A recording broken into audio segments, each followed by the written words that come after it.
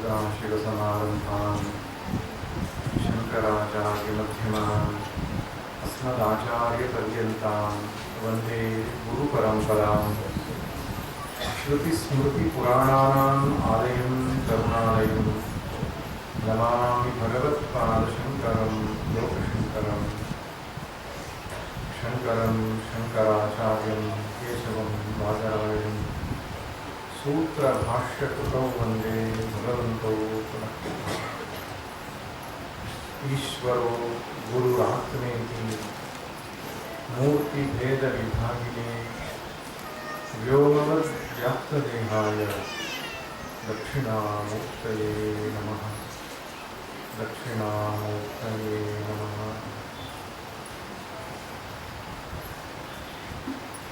श्रीविष्णुविश्वादि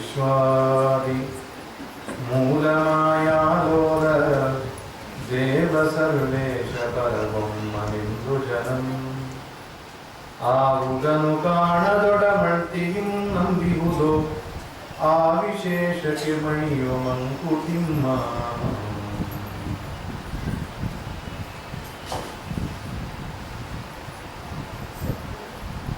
ಇಲ್ಲಿಯ ಕಾರ್ಯಕ್ರಮಕ್ಕೆ ನನ್ನನ್ನು ಬರಮಾಡಿಕೊಳ್ಳುವ ಮುಂಚೆ ಕೃಷ್ಣಾನಂದ ಅಪ್ಪ ಅವರು ನಮ್ಮ ಆಶ್ರಮಕ್ಕೆ ಬಂದಿದ್ರು. ಸಿದ್ದಾಪುರದ ಆಶ್ರಮಕ್ಕೆ ಬಂದರು. ಅವರು ಮಾತನಾಡುವ ಶೈಲಿ ಇದೆಯಲ್ಲ, ನಿಧಾನಕ್ಕೆ ಮಾತನಾಡ್ತಾ ನಮ್ದೆಲ್ಲ ಸತ್ಸಂಗಗಳಲ್ಲಿ ಆದಮೇಲೆ ಹೇಳಿದರು, ಬೆನಕನಹಳ್ಳಿಯಲ್ಲಿ ಕಾರ್ಯಕ್ರಮವಿದೆ, ನೀವು ಬರಬೇಕು. ಹಾಗೆ ಯಾವುದೋ ಒಂದು ಕಾರ್ಯಕ್ರಮಕ್ಕೆ ನಾನು ನಿಮ್ಮನ್ನು ಕರೀತಾ ಇದ್ದೇನೆ ಅಂತ ಭಾವಿಸಿ ಕರೆದುಕೊಳ್ಬೇಡಿ. ಅಲ್ಲಿಯ ಶ್ರೋತ್ರವಂದರನ್ನು ನೋಡಿದರೆ, ಸತ್ಸಂಗಿಗಳನ್ನು ನೀವು ನೋಡಿದರೆ ತುಂಬ ಇಷ್ಟಪಡ್ತೀರಿ, ನಿಮಗೆ ಸಂತೋಷ ಆಗ್ತದೆ. ಅಂಥ ಹಳ್ಳಿಯ ಜನಗಳಾದರೂ ಅಂತಹ ಒಂದು ಶ್ರವಣ ಮಾಡುವಂತಹ ಮನಸ್ಥಿತಿ ಉಳ್ಳವರು ನೀವು ಬಂದು ನೋಡಬೇಕು ಅಂತ ಹೇಳಿದರು. ನಾವೆಲ್ಲ ನಮ್ಮ ಕಡೆ ನೋಡಿ ಅನುಭವ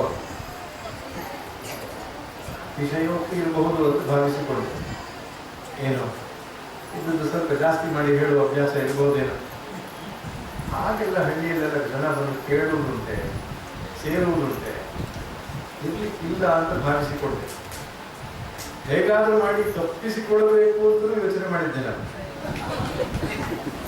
ಎಲ್ಲ ಸಿದ್ದಾಪುರ ಇಲ್ಲಿ ರಾಯಚೂರು ಜಿಲ್ಲೆಯಲ್ಲಿ 8 ತಾಸು ಜರ್ನಿ ಮಾಡಿ ಸತ್ಸಂಗ ಮಾಡಲಿಕ್ಕೆ ನಾನು ಹೋಗ್ಬೇಕಾ ಒಂದ್ಸಲ ಯೋಚನೆ ಬಂತು. ಆದರೆ ಕಷ್ಟ ಆಗೋದು ಏನು ಗೊತ್ತುಂಟ, ಯಪ್ಪ ಬರ್ಲಿಯಪ್ಪ ಅಂತ ಪ್ರೀತಿಯಿಂದ ಕರೆದಾಗ ಇಲ್ಲ ಅಂತ ಹೇಳಿಕ್ಕೆ ಆಗೋದು.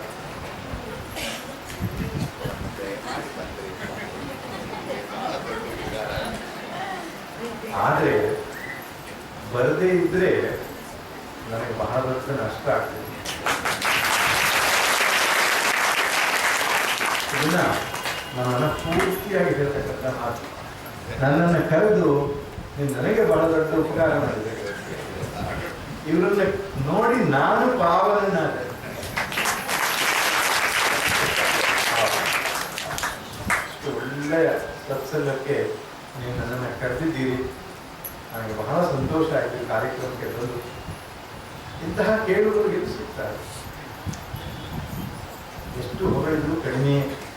ಈ ಆಶ್ರಮದ ವ್ಯವಸ್ಥೆಯಲ್ಲಿ ನಾನು ಹೋಗ್ತೇನೆ, ಒಂದು ಕಸ ಇಲ್ಲ, ಅಷ್ಟು ಶುದ್ಧವಾಗಿದೆ. ಎಲ್ಲರೂ ಶುಭ್ರವಾದ ಬಟ್ಟೆ ಭಸ್ಮ ಧಾರಣೆ ಮಾಡಿಕೊಂಡು ಬಂದು ಆ ಶ್ರವಣ ಮಾಡುವಂಥ ಶೈಲಿ, ಗುರುಗಳ ಮೇಲೆ ಇರತಕ್ಕಂತಹ ಒಂದು ಭಕ್ತಿ. ಯಾರದ್ದು ಮೊಬೈಲ್ ರಿಂಗಾಗಿದ್ದು ನೋಡಿಲ್ಲ. ನಾವು ಪೇಟೆ ಕಡೆಗೆಲ್ಲ ಉಪನ್ಯಾಸ ಹೋದಾಗ ಮೊಬೈಲ್ ರಿಂಗಾಗೋದು, ದಯವಿಟ್ಟು ಮೊಬೈಲನ್ನು ಸ್ವಿಚ್ ಆಫ್ ಮಾಡಿ ಅಂತ ಅವ್ರು ಅನೌನ್ಸ್ ಮಾಡೋದು ಏನಿಲ್ಲ. ಉಪನ್ಯಾಸದ ಮಧ್ಯೆ ಎದ್ದು ಹೋಗುವವರಿಲ್ಲ, ಶ್ರೀಮತಿ ಮಾತನಾಡುವವರಿಲ್ಲ.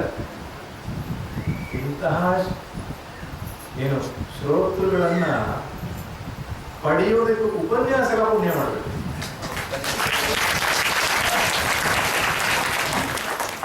ಇದು ನಿಮ್ಮನ್ನು ಹೊಗಳಿ ಕೇಳೋದಲ್ಲ, ನನ್ನ ಹೃದಯದಲ್ಲಿ ಮೂಡಿದಂತ ಮಾತು. ನಾವು ಕಾರಲ್ಲಿ ಹೋಗುವಾಗ ಅದನ್ನೇ ಮಾತನಾಡ್ಕೊಂಡು ಹೋಗೋದು. ಎಂತಹ ಜಾಗಪ್ಪ, ಅದ್ಭುತವಾದ ಜಾಗ, ಬಹಳ ಸಂತೋಷ. ಈ ಜಾಗಕ್ಕೆ ಬಂದು ಬಹಳ ಸಂತೋಷ ಆಯಿತು. ಹಾಗೆ ಇಂತಹ ಕಾರ್ಯಕ್ರಮಗಳು ಆಯೋಜನೆ ಮಾಡುವಂಥದ್ದು ಕೂಡ ಬಹಳ ಕಷ್ಟ. ದೇವಾನಂದ ಶರಣರು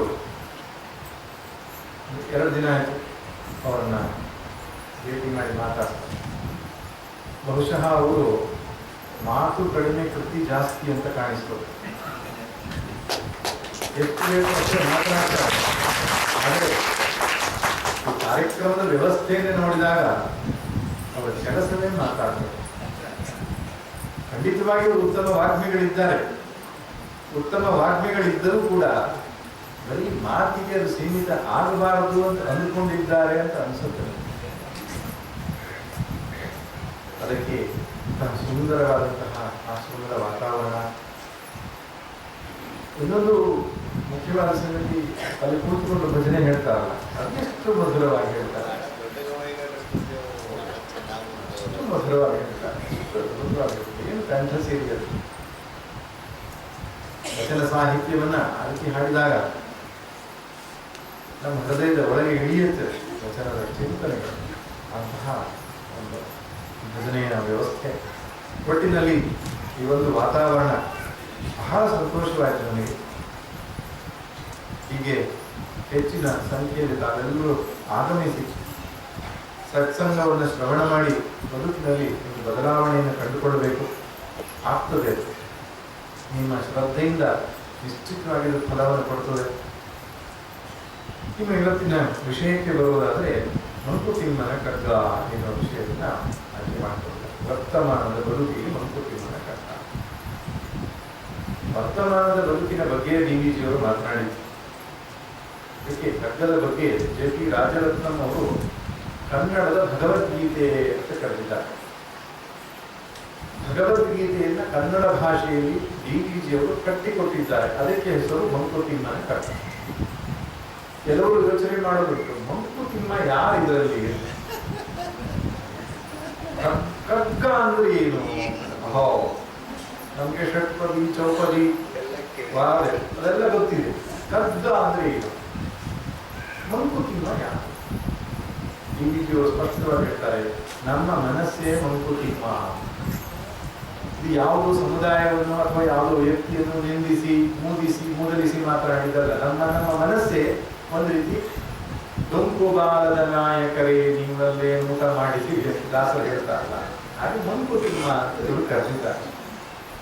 ಆದ್ರಿಂದ ಕಗ್ಗದಲ್ಲಿ ಹೇಳುವ ಒಂದೊಂದು ಪದ್ಯಗಳು ಕೂಡ ಬೇರೆ ಯಾರನ್ನೋ ತಿದ್ದಲಿಕ್ಕೆ ಅಲ್ಲ, ನಮ್ಮ ಮನಸ್ಸನ್ನು ತಿದ್ದಲಿಕ್ಕೆ ಡಿವಿಜಿಯವರು ಹೇಳ್ತಾರೆ, ನನ್ನ ಮನಸ್ಸಿಗೆ ನಾನೇ ಬರೆದುಕೊಂಡಿದ್ದು.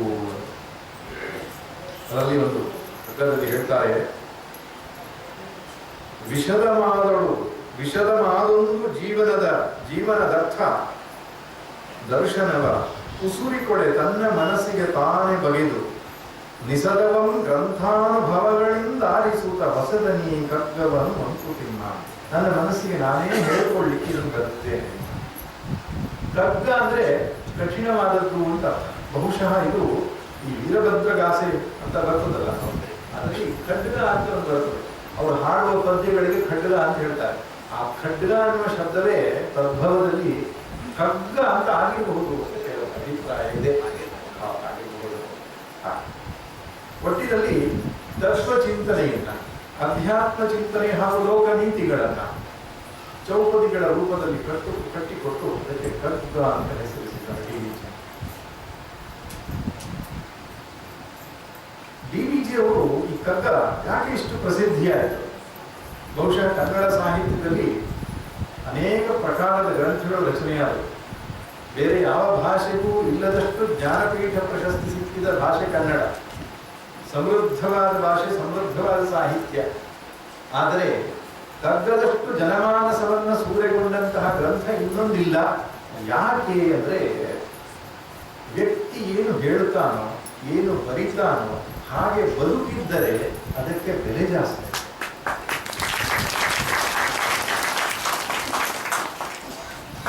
ಕೆಲವರು ಹೇಳಿದ ಮಾತು ನಮ್ಮ ಮನಸ್ಸಿನ ಒಳಗೆ ನೇರವಾಗಿ ಪ್ರವೇಶ ಆಗ್ತದೆ. ಕೆಲವರು ಸುಂದರವಾಗಿ ಮಾತನಾಡಿದರೂ ಕೂಡ ಅದನ್ನು ಅನುಸರಿಸಬೇಕು ಅಂತ ಅನಿಸುವುದಿಲ್ಲ.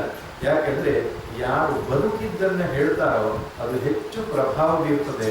ಯಾರು ಪುಸ್ತಕದನ್ನ ಹೇಳ್ತಾರೋ ಅದು ಹೆಚ್ಚು ಪ್ರಭಾವವನ್ನು ಬೀರಲ್ಲ.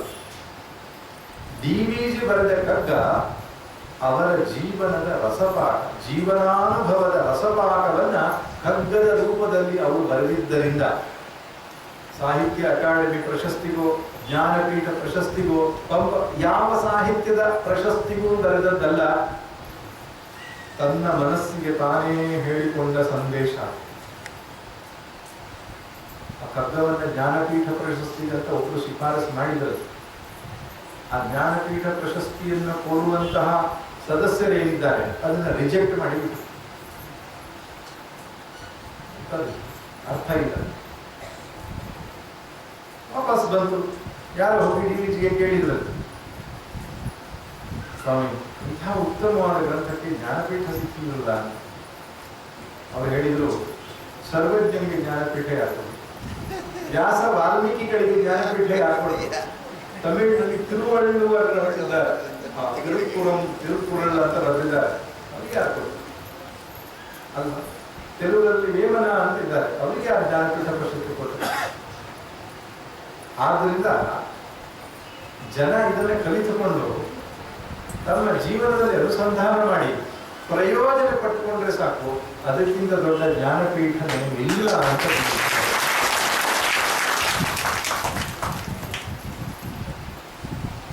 ಇನ್ನೊಂದು ಮಾತು ಹೇಳಿದ್ರು, ಜ್ಞಾನಪೀಠ ಪ್ರಶಸ್ತಿ ಕೊಡುವಾಗ ಸಾಹಿತ್ಯವನ್ನು ತುಲನೆ ಮಾಡ್ತಾರೆ. ಕಾದಂಬರಿಯನ್ನ, ಕಾವ್ಯವನ್ನ, ಸಮಗ್ರ ಸಂಕಲನಗಳನ್ನ, ಪ್ರಬಂಧಗಳನ್ನ, ವಿಮರ್ಶಾತ್ಮಕ ಗ್ರಂಥಗಳನ್ನೆಲ್ಲ ತುಲನೆ ಮಾಡಿ ನಾವು ಉತ್ತಮ ಅಂತ ಪ್ರಶಸ್ತಿ ಕೊಡೋದು. ಅವ್ರು ಹೇಳ್ತಾರೆ, ಸಾಹಿತ್ಯದ ಈ ಬಹು ಪ್ರಕಾರಗಳನ್ನು ಕಂಪೇರ್ ಮಾಡೋ ವಿಷಯವೇ ಅಲ್ಲ ಅದು. ಕಾವ್ಯದ ಉದ್ದೇಶವೇ ಬೇರೆ, ಪ್ರಬಂಧದ ಉದ್ದೇಶವೇ ಬೇರೆ, ಕಾದಂಬರಿಯ ಉದ್ದೇಶವೇ ಬೇರೆ. ಅದನ್ನ ಹೇಗೆ ಕಂಪೇರ್ ಮಾಡಿ ನೀವು ಪ್ರಶಸ್ತಿ ಕೊಡ್ತೀರಿ? ನನಗೆ ಬೇಕಾಗಿಲ್ಲ, ಜನ ಕಲಿತುಕೊಂಡು ಅದನ್ನು ಹೇಳಿದ್ರೆ ಸಾಕು ಅಂದರು. ವಾಸ್ತವವಾಗಿ ಹಾಗೇ ಆಯಿತು. ಉತ್ತಮ ಪ್ರಶಸ್ತಿಗಳು ಬಂದಂತಹ ಗ್ರಂಥಗಳು ಪರೀಕ್ಷೆ ಬರೆಯುವುದಕ್ಕೆ ಕಂಠಪಾಠ ಮಾಡಿಕೊಂಡು ಬರೀತೇವೆ ಹೊರತು ಪುಸ್ತಕ ತೆಗೆದು ನೋಡಲಿಲ್ಲ ಹೆಚ್ಚಿನ ಜನ. ಆದರೆ ಮಂಕುತಿಮ್ಮನ ಕಗ್ಗವನ್ನು ಹೇಳದೇ ಇರುವ ಉಪನ್ಯಾಸಕಾರನೇ ಇಲ್ಲ, ಆ ಸ್ಥಿತಿಗೆ ಬಂದಿಲ್ಲ. ಯಾಕೆ ಹೀಗೆ? ಇಷ್ಟೇ, DVG ಹೆಸರಿಗಷ್ಟೇ ಸಂಸಾರ, ಒಳಗೆ ಸನ್ಯಾಸಿ. DV ಗುಂಡಪ್ಪನವರೊಬ್ಬ ಯೋಗಿ, ಒಬ್ಬ ಜೀವನ್ಮುಕ್ತ ಸಂತ.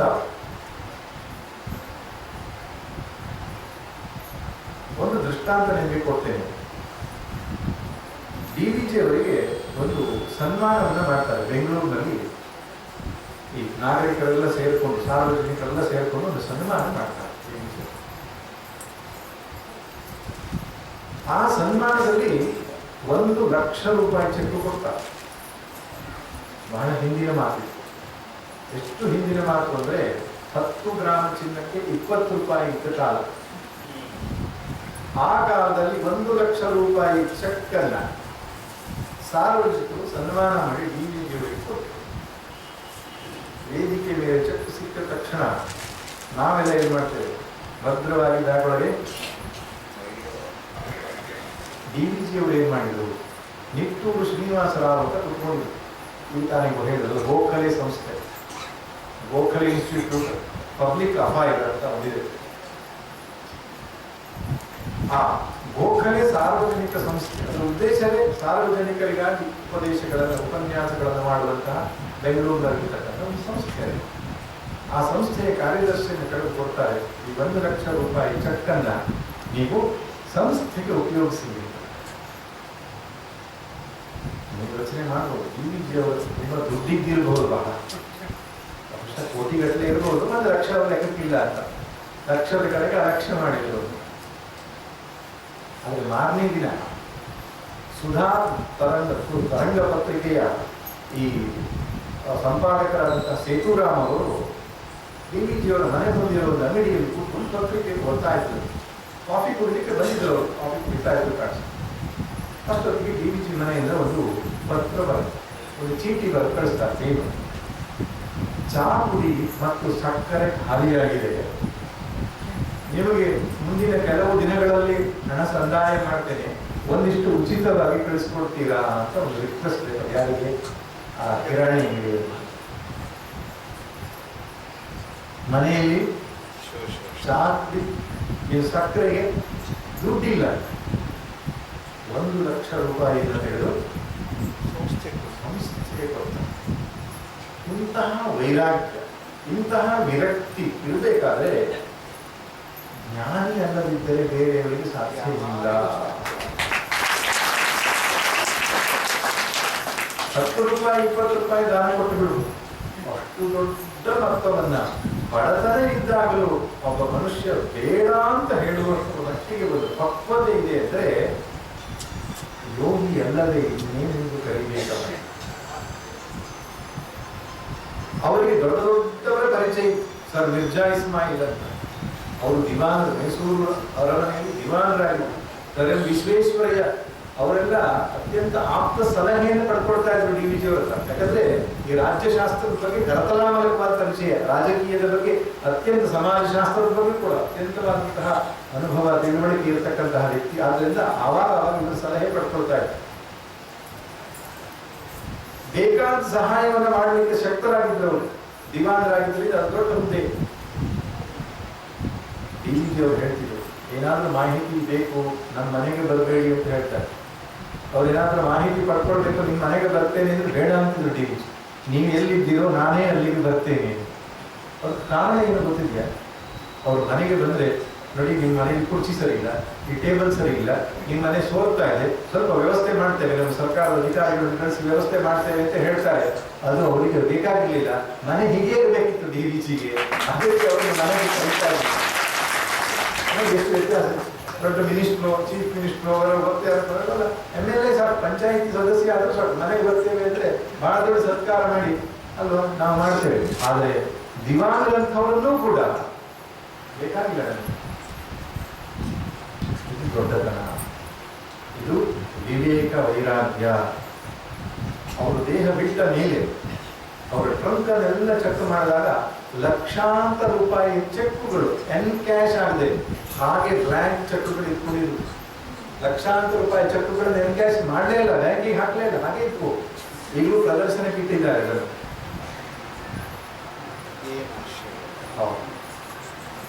ಇಂತಹ ಒಂದು ಪಕ್ವತೆ ಡಿ ವಿ ಜಿಯವರಿಗೆ ಇದ್ದದ್ದರಿಂದ ಅವರ ಮಾತುಗಳು ನಮಗೆ ತಥ್ಯವಾಗ್ತವೆ.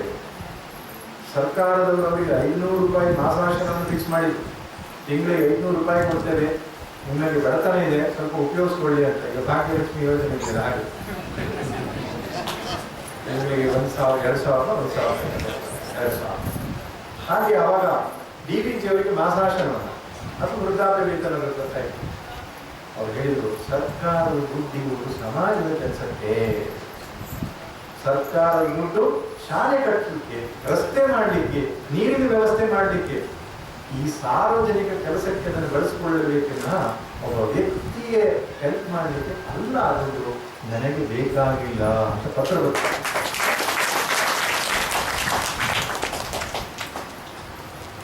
ಅವರು ಪತ್ರಕರ್ತರು ಅಂದ್ರೆ ಇದು ನ್ಯೂಸ್ ಪೇಪರ್ ಆರ್ಟಿಕಲ್ ಬರೀತಾರೆ ಅಂತ ಹೇಳ್ತಾರೆ, ಪತ್ರಕರ್ತರು.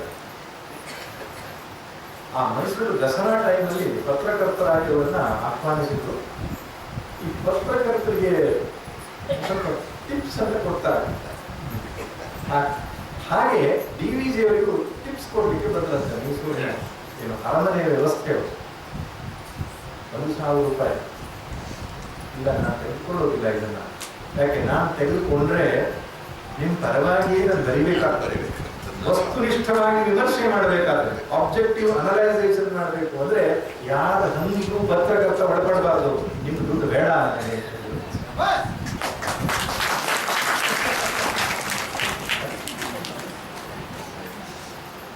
ಅಂತಹ ಒಬ್ಬ ವ್ಯಕ್ತಿ ಖಡ್ಗವನ್ನು ಬರೆದರೆ ಅದು ನಮ್ಮ ಮನಸ್ಸಿಗೆ ತಟ್ಟದಿಲ್ಲ. ಡಿ ವಿ ಜಿಯವರ ಹಾಗೆಯೇ ಅವರ ಹೆಂಡತಿ ಭಾಗೀರಥಮ್ಮ ಅಂತ.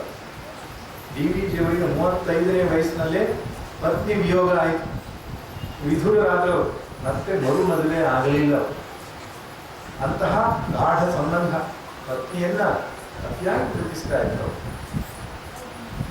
ಅವ್ರು ಹೇಳಿದ್ರು, ನಿಮಗೆ ಮರು ಮದುವೆ ಆಗಿ ಚಿಕ್ಕ ವಯಸ್ಸು ಅಂತ ಬೇರೆಯವರು ಹೇಳಿದಾಗ, ಮದುವೆ ಮಾಡಿಸೋದಿದ್ರೆ ನನ್ನ ತಂಗಿಗೆ ಮದುವೆ ಮಾಡಿಸಿ, ಮದುವೆ ಆಗಿ ಗಂಡ ತೀರ್ಕೊಂಡು ವಿಧವೆ ಆಗಿದ್ದಾಳೆ, ಅವಳಿಗೆ ಮದುವೆ ಮಾಡಿಸಿ.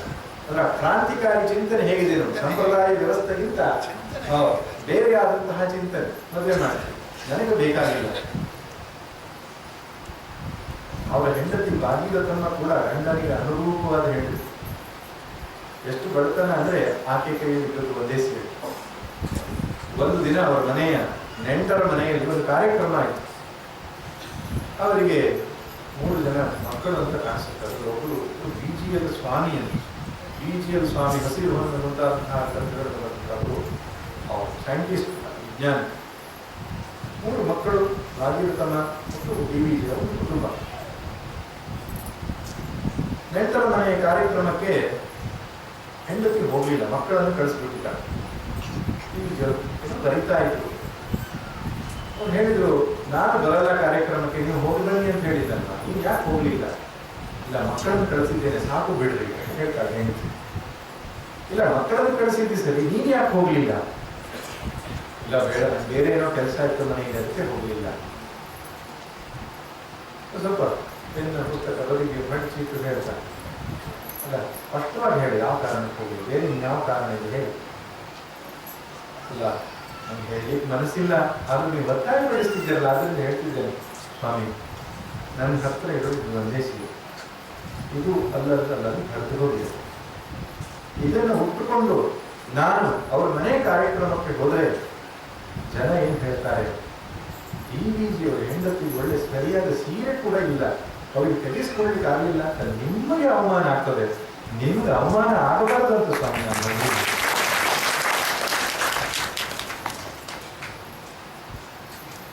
ಯೋಗಿ ಆಗಬೇಕಾದ್ರೆ ಗಡ್ಡ ಬಿಡಬೇಕಾಗಿಲ್ಲ, ಯೋಗಿ ಆಗಬೇಕಾದ್ರೆ ತಲೆ ಬೋಳಿಸ್ಬೇಕಾಗಿಲ್ಲ, ಯೋಗಿ ಆಗಬೇಕಾದ್ರೆ ಎಲ್ಲೋ ಹಿಮಾಲಯದಲ್ಲಿ ಹೋಗ್ಬೇಕಾಗಿಲ್ಲ. ಹೊರಗೆ ಲೋಕಾಸಕ್ತಿ, ಒಳಗೆ ಸಕಲ ವಿರಕ್ತಿ, ಹೊರಗೆ ಕಾರ್ಯ ಧ್ಯಾನ, ಒಳಗುದಾಸೀನ, ಹೊರಗೆ ಸಂಸಾರದ ಭಾರ, ಒಳಗದರ ತಾತ್ಸಾರ, ವರಯೋಗ ಸೂತ್ರವಿದು ಮಂಕುತಿಮ್ಮ. ಹೊರಗೆ ಎಲ್ಲವನ್ನ ಮಾಡಬೇಕು, ಒಳಗೆ ಮಾಡದವರ ಹಾಗೆ ಇರಬೇಕು. ಹೊರಗೆ ಲೋಕಾಸಕ್ತಿ, ಒಳಗೆ ಸಕಲ ವಿರಕ್ತಿ, ಹೊರಗೆ ಕಾರ್ಯ ಧ್ಯಾನ, ಆ ಕೆಲಸ ಆಗಲಿಲ್ಲ, ಈ ಕೆಲಸ ಆಗಲಿಲ್ಲ, ಹೌದು ಹೇಳಬೇಕು, ಯೋಚನೆ ಮಾಡಬೇಕು. ಒಳಗುದಾಸೀನ, ಆಗದೇ ಇದ್ರೂ ತೊಂದರೆ ಇಲ್ಲ, ಮಾಡುವಷ್ಟು ಪ್ರಯತ್ನ ಮಾಡ್ತೇನೆ, ಆಗಲಿಲ್ಲ, ಈಶ್ವರ ಇಚ್ಛೆ. ಒಳಗುದಾಸೀನ, ಹೊರಗೆ ಸಂಸ್ಕೃತಿ ಹಾರ. ಸಂಸ್ಕೃತಿ ಅಲ್ಲದ್ರೆ ಸಂಸ್ಕೃತಿ ಅಲ್ಲ, ಸಂಸ್ಕೃತಿ ಬೇರೆ, ಸಂಸ್ಕೃತಿ ಬೇರೆ. ಸಂಸ್ಕೃತಿ ಅಂದರೆ ಸಂಸಾರ, ಸಂಸಾರದ ಭಾರ, ಹೊರಗೆ ಸಂಸಾರದ ಭಾರ, ಒಳಗದ ತಾತ್ಸಾರ. ತುಂಬಾ ದೊಡ್ಡ ಜವಾಬ್ದಾರಿಯನ್ನು ಹೊತ್ತುಕೊಂಡವ್ರು ಹಾಗೆ ಹೊರಗಡೆ ಇರಬೇಕು, ಏನು ತೊಂದರೆ ಇಲ್ಲ. ಆದರೆ ಒಳಗೆ ಯಾವ ಅಂಟುವಿಕೆ ಇರಬಾರದು. ಅದಕ್ಕೆ ಇನ್ನೊಂದು ಪದದಲ್ಲಿ ಹೇಳ್ತಾರೆ, 2 ಕೋಣೆಗಳ ನಿಮ್ಮಾಡು ಮನದಾಲಯದಿ, ಹೊರಕೋಣೆಯಲ್ಲಿ ಲೋಗರಾಟಗಳ ನಾಡು, ವಿರಮಿಸೊಬ್ಬನೇ ಒಳಮನೆಯ ಶಾಂತಿಯಲ್ಲಿ, ವರಯೋಗ ಸೂತ್ರವಿದು ಮಂಕುತಿಮ್ಮ. ಏನ್ ಯೋಗ ಅಂದ್ರೆ 2 ಕೋಣೆ ಮಾಡಪ್ಪ ನಿಮ್ಮ ಮನಸ್ಸು. ಹೊರಕೋಣೆಯಲ್ಲಿ ಲೋಗರಾಟಗಳ ನಾಡು, ಲೋಕರಾಟಗಳಲ್ಲಿ ಸಂಸಾರದ ಲೋಕದ ಆಟಗಳು ಅಂತ ಅದನ್ನ ಆಟ ಮಾಡಿ. ವಿರಮಿಸೊಬ್ಬನೇ ಒಳಮನೆಯ ಮೌನದಲ್ಲಿ ಶಾಂತಿಯಲ್ಲಿ. ಯಾರಿಗೂ ಗೊತ್ತಾಗಬಾರ್ದು ಇವನೊಬ್ಬ ಯೋಗಿ, ಇವನೊಬ್ಬ ಸನ್ಯಾಸಿ, ಇವನೊಬ್ಬ ಜೀವನ್ಮುಕ್ತ, ಯಾರಿಗೂ ಗೊತ್ತಾಗಬಾರ್ದು.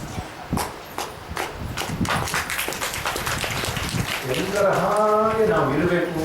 ಒಳಗೆ ಪರಿಪಕ್ವವಾಗಿ ಏನು ಹೇಳ್ತಾರೆ, ತೆಂಗಿನಕಾಯಿ ಪಕ್ವವಾದ ಮೇಲೆ ಒಳಗಡೆಯ ಭಾಗ ಹೊರಗಡೆಯ ಕರಟ ಹೇಗೆ ಬೇರೆ ಬೇರೆ ಆಗ್ತದೋ ಹಾಗೆ ಬೇರೆ ಬೇರೆಯಾಗಿ ಒಳಗಡೆಗೆ ನಾವು ಇರಬೇಕು.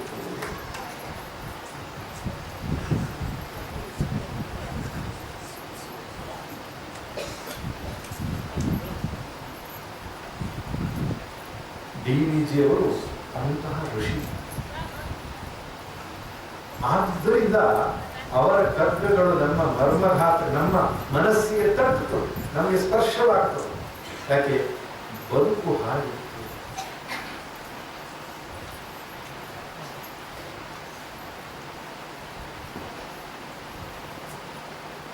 ಒಂದು ಸಣ್ಣ ಪೆನ್ಸಿಲ್ಲು ದೊಡ್ಡ ಪೆನ್ಸಿಲಿಗೆ ಹೇಳಿದ ಒಂದು ಕಥೆ ಇದೆ.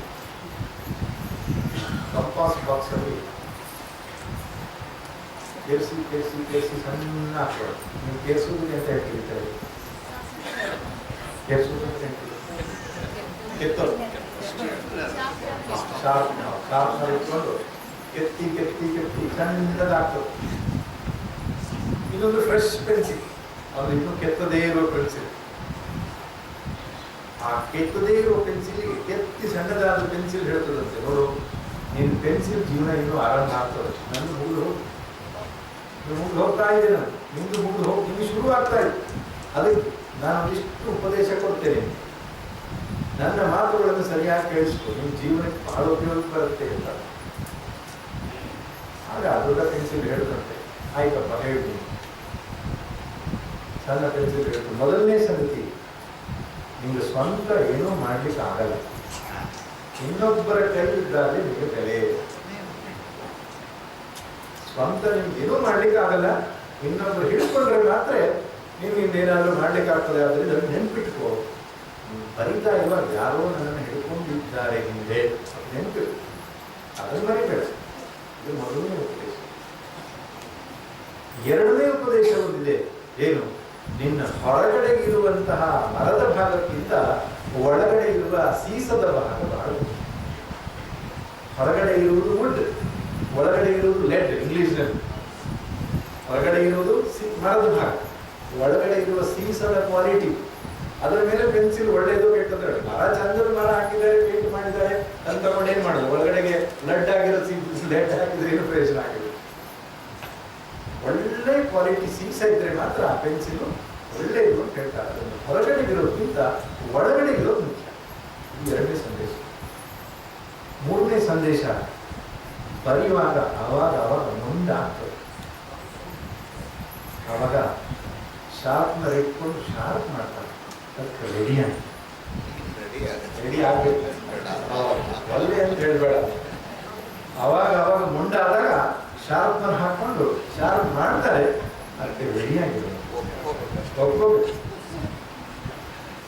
ನಾಲ್ಕನೇ ಒಂದು ಉಪದೇಶ ಇದೆ, ಬರೆಯುವಾಗ ಒಮ್ಮೊಮ್ಮೆ ತಪ್ಪು, ಒಮ್ಮೊಮ್ಮೆ ಹೆಚ್ಚು ಕಡಿಮೆ ಆಗ್ತದೆ.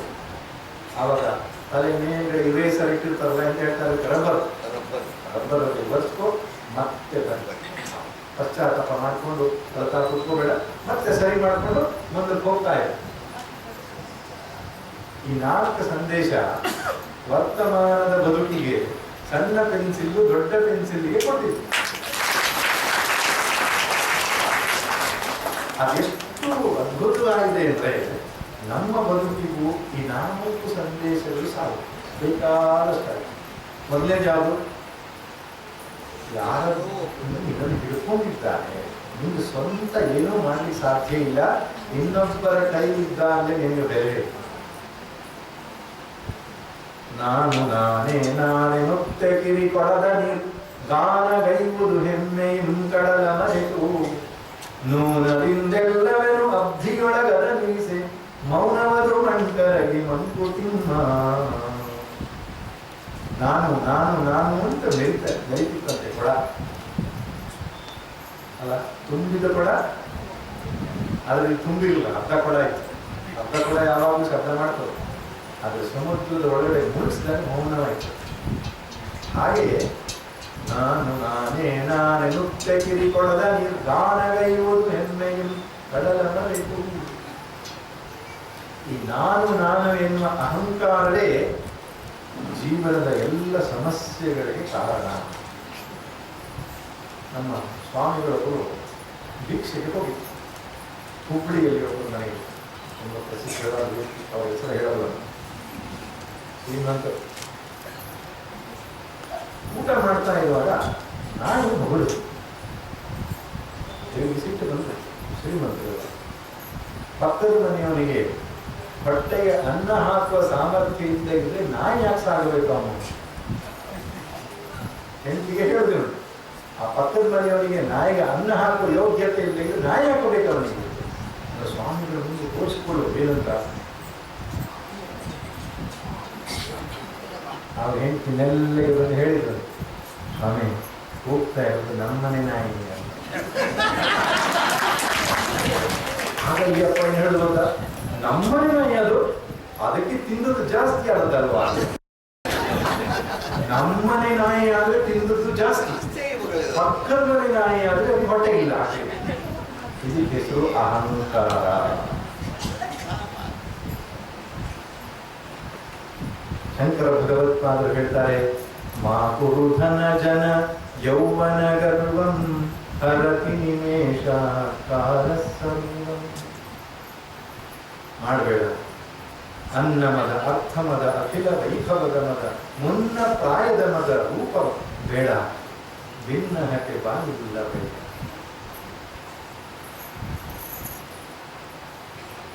ಅದನ್ನೇ ತಿಳಿಸಿ ಹೇಳೋದು ಏನು, ಇನ್ನೊಬ್ಬರ ಕೈ ಅಂದೇನು, ತೇನ ವಿನಾ ಪ್ರಣಮಪಿ ನ ಚಲತಿ. ಈಶ್ವರನ ಅನುಗ್ರಹ ಇಲ್ಲದೆ ಒಂದು ಹುಲ್ಲು ಕಡ್ಡಿ ಕೂಡ ಚಲಿಸೋದಿಲ್ಲ. ಈ ಮಾತನ್ನು ಹೇಳಿದ್ದು ಉಪನಿಷತ್ತು. ಯಾವ ಉಪನಿಷತ್ತು? ಕೇನೋಪನಿಷತ್ತು. ಏನಂತ ಹೇಳಿದ್ದು? ಒಂದ್ಸಲ ದೇವತೆಗಳಿಗೂ ರಾಕ್ಷಸರಿಗೂ ಯುದ್ಧವಾಗಿ ದೇವತೆಗಳಿಗೆ ಗೆಲುವಾಯ್ತದೆ. ದೇವತೆಗಳಿಗೆ ಗೆಲುವಾಗಲಿಕ್ಕೆ ಕಾರಣ ದೇವತೆಗಳ ಹಿಂದೆ ಪರಮೇಶ್ವರ ಪರಮಾತ್ಮನ ಶಕ್ತಿ ಅನುಗ್ರಹ ಇತ್ತು, ಅದಕ್ಕೆ ಗೆದ್ದರು. ಆದರೆ ನಾನೇ ಗೆದ್ದಿದ್ದು ಅಂತ ಅಂದ್ಕೊಂಡು ಮನಸ್ಸಲ್ಲಿ ಆಗ್ತದೆ, ಭ್ರಮೆ ಬರ್ತದೆ. ಒಂದು ವಸ್ತು ಬರಿಬೇಕಾದ್ರೆ ಟೇಬಲ್ ಗಟ್ಟಿ ಇರಬೇಕು, ಪೇಪರ್ ಇರಬೇಕು, ಇಂಕ್ ಇರಬೇಕು, ಕೈ ಹಿಡಿದಿರಬೇಕು, ಅನೇಕ ಕಾರಣಗಳು ಸೇರಿಕೊಂಡು ಒಂದು ಕಾರ್ಯ ಸಾಧ್ಯ. ಇವತ್ತಿಷ್ಟು ಒಳ್ಳೆಯ ಕಾರ್ಯಕ್ರಮ ಆಗಿದ್ರೆ ಅದ್ರ ಹಿಂದೆ ಅನೇಕ ಜನರ ಕೈವಾಡ ಇದೆ, ಸ್ವಾಮಿಗಳಿಗೆ ಗೊತ್ತಿದೆ, ಎಷ್ಟು ಜನರು ಸಹಾಯ ಮಾಡಿದ್ದಾರೆ, ಅದರಿಂದ ಯಶಸ್ವಿ ಆಯ್ತದೆ. ಹಾಗೆ ಪ್ರತಿಯೊಂದು ಕಾರ್ಯಕ್ಕೂ ಕೂಡ ದೈವಂ ಚೈವಾತ್ರ ಪಂಚಮಂ ಬೆಳಗ್ಗೆ ಹೇಳಿದ್ದಾರೆ, ದೈವಾನುಗ್ರಹ ಬೇಕು. ಆದರೆ ದೇವತೆಗಳು ಮರೆತುಬಿಟ್ಟು ನಾವೇ ಗೆದ್ದಿದ್ದು, ನಾವೇ ಹೋರಾಟ ಮಾಡಿದ್ದು ಅಂತ ಅಂದ್ಕೊಂಡ್ಬಿಟ್ರು. ದೇವರಿಗೆ ಎಲ್ಲದೂ ಆಗ್ತದೆ, ಆದರೆ ಅಹಂಕಾರವನ್ನು ನೋಡಲು ಆಗಲ್ಲ. ಅಹಂಕಾರಿಯನ್ನು ನೋಡಿದ್ರೆ ದೇವರಿಗೆ ಫಲ್ಗುಣನ ಹೆಮ್ಮೆಯನ್ನು ಮುರಿಸಿದನಂತೆ ಕರುವು ವಿಧಿ ಸೈರಿಸನು ದರ್ಪವನ ದಾರುಣಂ ತಲೆಯ ಬಾಗಿಲಿಗೆ ಸಿರಿಮಂತು ಸಿಂಹ.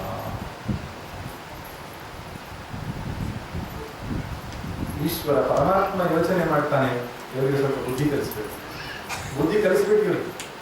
ಅಗ್ನಿ, ವರುಣ, ವಾಯು, ಇಂದ್ರ, ಕುಬೇರ ಇವರೆಲ್ಲ ಒಂದು ಕಡೆ ನಿಂತುಕೊಂಡು ಪಾರ್ಟಿ ಮಾಡ್ತಾ ಇದ್ದಾರೆ.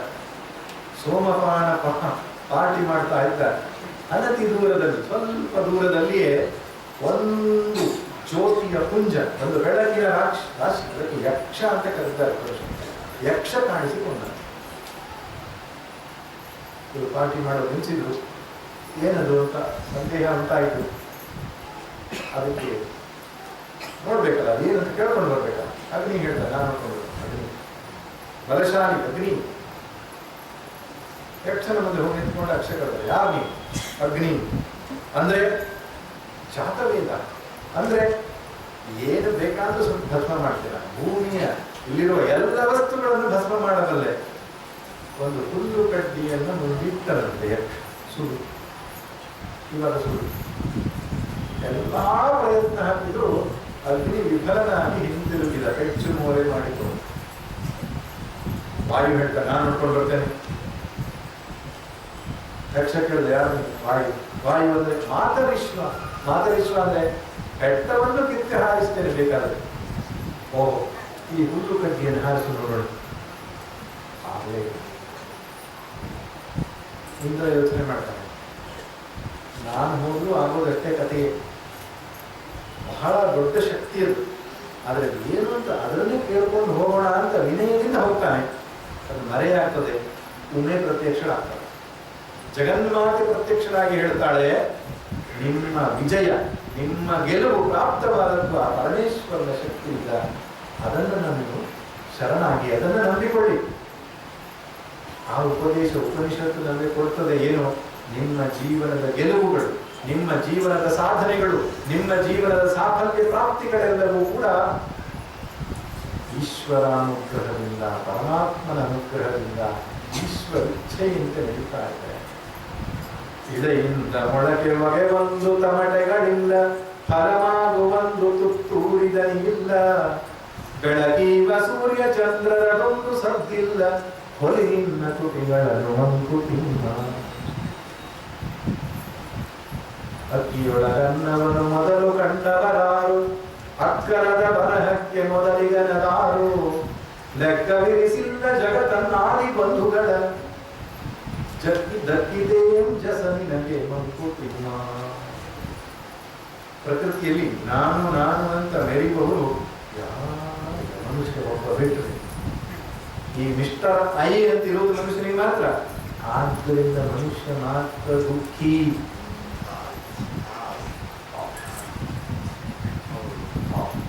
ಚಂದದ ನಾಯಿ ಯಾವುದು ಅಂತ ಕಾಂಪಿಟೇಷನ್ ಒಂದು ಸರಿ ಸತ್ತಾರೆ. ಬೆಸ್ಟ್ ನಾಯಿ, ಚಂದದ ನಾಯಿ ಅಂತ ಕಾಂಪಿಟೇಷನ್.